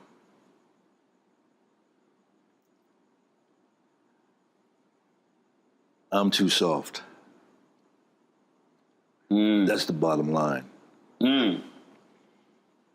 If they didn't, if that happened to I'm gonna get a call, and it ain't gonna go well. You can't call. You said your dad 2 days afterwards. Nah. Birthday's at 12:01. If my ass does not call between 12:01 a.m. and 11:59 p.m., well, there will not be waiting 24, 48 hours. You gonna hear. Matter of fact, I'm here a week before. You coming home? Wow. Oh yeah. Because his mother left when he was newborn. Dad was murdered when he was 9 by his second wife. So family is huge for my dad. And so then with my mother, all the family being all around, family is huge for us. It's huge. It's huge. And nothing gets in the way. And that all emanates from him. Both of them. But really, for him, because of what he didn't have. Yeah, I totally get that. And so, yeah. So for my mom, I mean, absolutely. Her brothers, her sisters, and then because we didn't spend a lot of time around my dad's brothers and sisters. Nearly our entire life was all around my mom's brothers and sisters. My grandmother had a catering business. I was 7 years old. I was 7. We were catering weddings, all this stuff. So we spent so much time around them. It was but it's just just the value of what that means. The power of family. And it's never too late. See, you said they don't call. Don't matter what happened before. Seriously. If I'm you, the moment this interview is over, I'm gonna call one, I'm gonna say call the other on the 3-way. And you call the other on the 3-way. I don't give any excuses. We'll force it to happen. No, we getting together. Oh, I ain't got no money. You ain't got to pay. But you get together with family. Because time is finite. They got kids? Yeah, I've got 2 grands from my younger of the first marriage. How often you see them? I haven't seen my grandkids. Well, one came out here last year before the pandemic. Right. And I haven't seen my youngest daughter, and she lives in Venice. Oh, hell no. You got an address? No. See? I'll be at the house. I would. Oh, I don't question. Richard, I'm not questioning. I'll be like, yo, you got her address? Text it to me. Man, I'll show up at the house. Hey, girl. It's a whole different deal. You know how the cousin got mad at me? Because she's like, you slap your mama on the butt? I'm like, yeah. I come home like, what up, woman? You got to be lying. No, I do. Oh, my goodness. No, I am straight up. Because guess what? I saw my grandfather slap my grandma on the butt. I saw my daddy slap my mom on the butt. I did the exact same thing to my wife. I come home, hey, woman.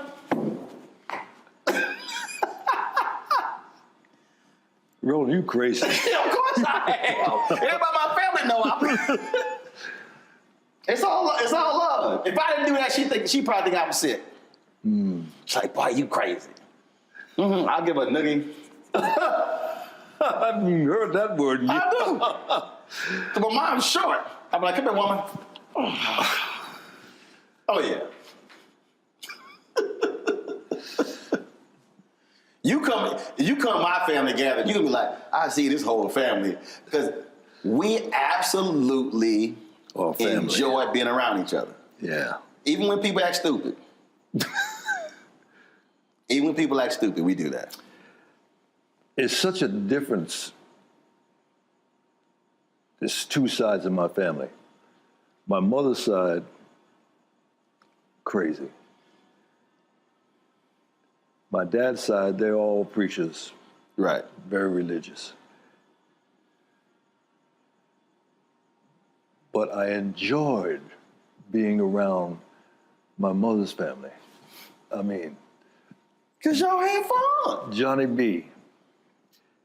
He claimed, I don't know if it's true or not, that he played guitar with Basie back in the day. Mm-hmm. They're all World War II veterans. My Uncle Elmo, Johnny B. And my grandmother had 10 children. She outlived all but 1.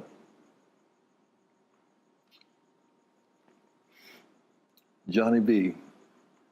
loved the juice. And he was over to dinner at our house one night with his girlfriend. And they both kind of in the bag. And my brother, mischievous as he was, he loosened the cap on the salt. And she took the salt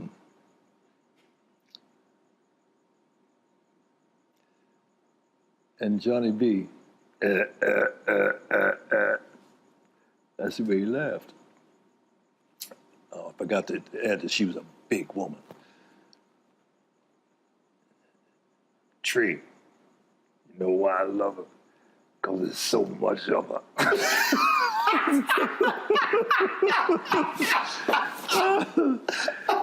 Oh, he was a mess. He was a mess.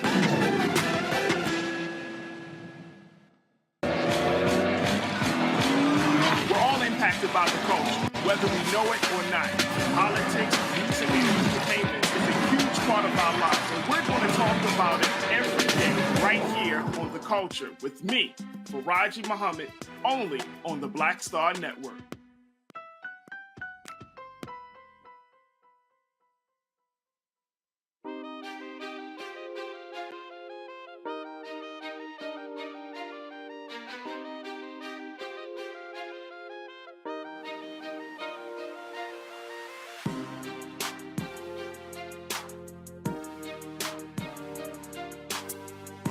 when we moved uptown, so to speak, at New Rochelle, I was in high school at this point, but I always kept liquor in the house, right?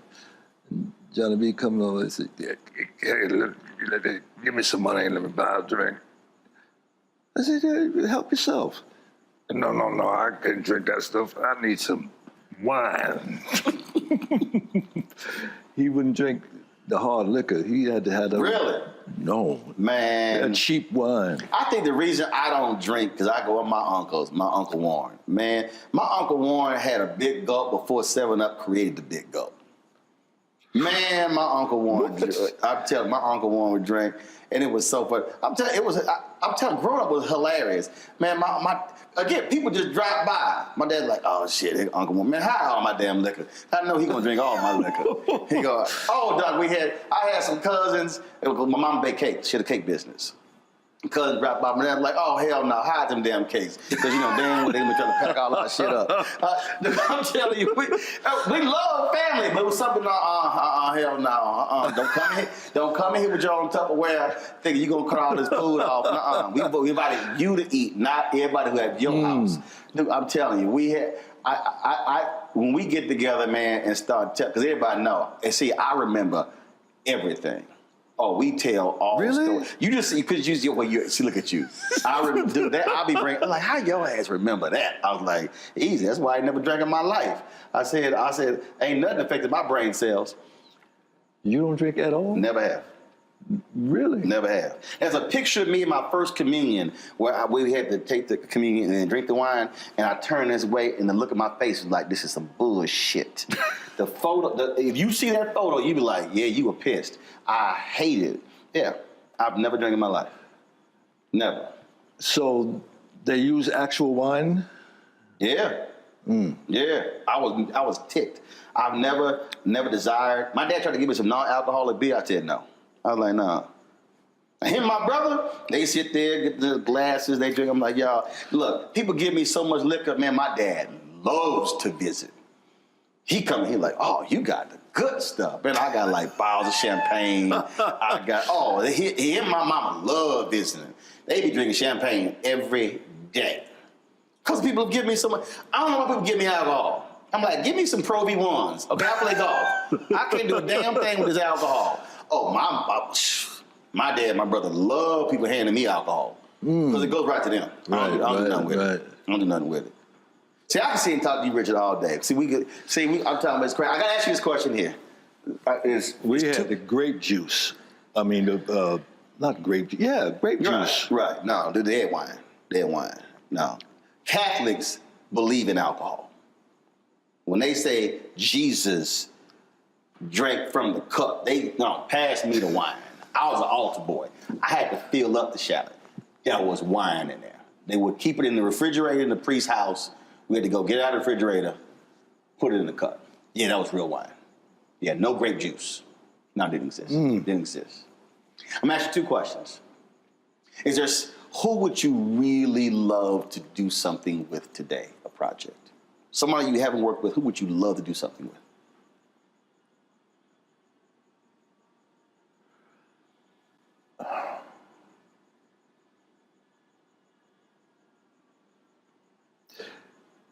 Actor, director, doesn't matter who it is. Black, white, doesn't matter. Interestingly enough, tomorrow I have my first meeting with Jane Fonda. Two OGs. Yep.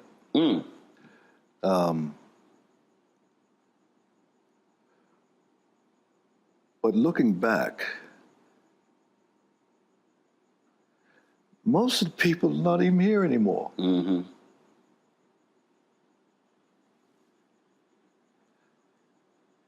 I would have loved, Denise Nichols, I would love to do something with.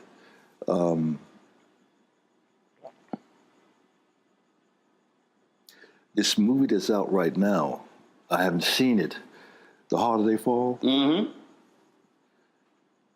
All the characters, there's a character in there, Jim Beckworth, who discovered Beckworth Pass up in Sierra Nevada. I've always wanted to do that character. And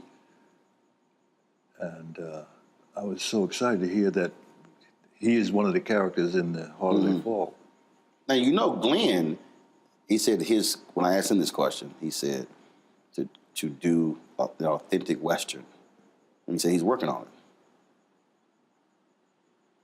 it. Give your boy a shout. Give your boy a shout. Yeah. Yeah. He's working. He's one of my heroes. I mean, there's nothing he can't do.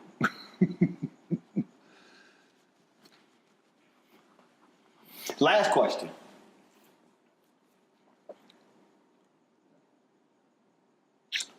A 100 years from now. 100 years from now. Young person. It's coming across YouTube. They're streaming something.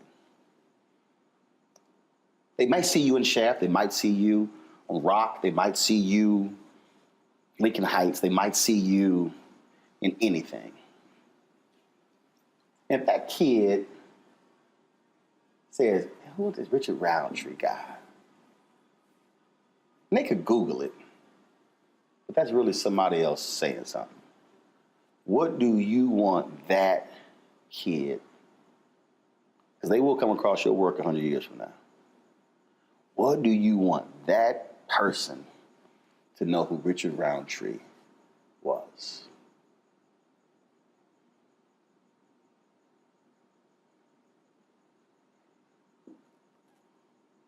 Classic gentleman.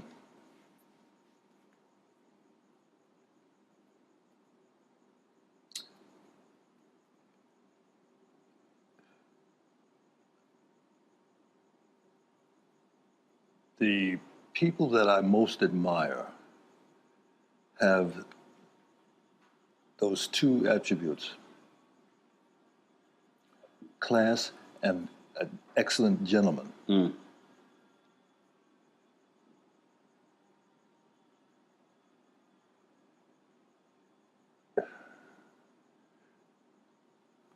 Gordon, Sidney P. There's a innate classiness that you immediately hone in on. I'd be proud of that if I had a piece of that. Absolutely. Well, I've been wanting to do this for a long time. We've talked about it. I'm glad that we got I love sneaking up on you when you... Do you remember that? Yes. I remember that. It was a red carpet. I remember the Icon Man when we had a conversation about, and I had to give y'all this actually happened.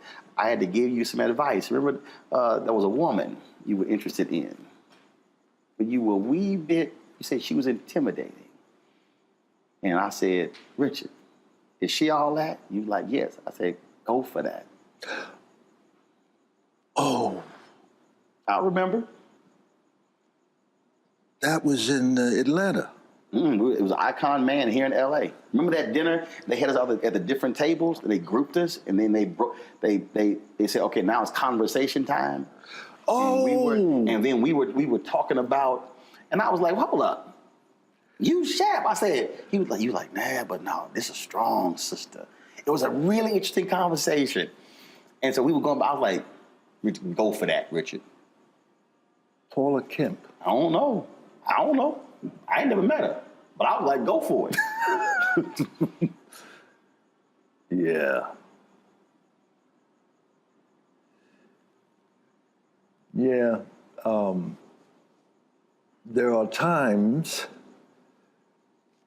when you feel very confident, and there are times that you're squirmish. And that was one of those times. I don't know about that. No, I can envision you being squirmish. No, because I'm going to tell you why. There were things, when you talked about doing the opposite of when you see something. There were opportunities that were presented to my parents growing up that for whatever reason, they were afraid to go after. And I said, that will not happen to me. Mm. I literally said, that will not happen. And I was like, what are you doing? There were people who wanted my dad to run for city council in Houston. My dad was like, my parents didn't go to college. We didn't like we had money. Parents never made more than $50,000 combined. But they were so committed to civic duty and purpose that people saw that and it was authentic and they said, you should run. For whatever reason, chose not to. But I was a kid, I was 13, 14, and I saw it and I was like, that will not happen. And my dad introduced me in this church and he's like, I don't know where my son gets it from. I'm like, I get it from my parents. But I decided then, if I want something, I am going after it. And I will be relentless. I'll be fair, I'll be decent, I'll be respectable, but I will be relentless in getting it. Somehow I get that from you. Somehow. Been that way since I was a teen. Been that way since I was a teen. That's what drives me. My brother, great chatting with you. Thank you. And you know, I love your work. It's always good chatting with you. Absolutely. Always. Thank you, brother. Yes, appreciate sir. it. Appreciate it.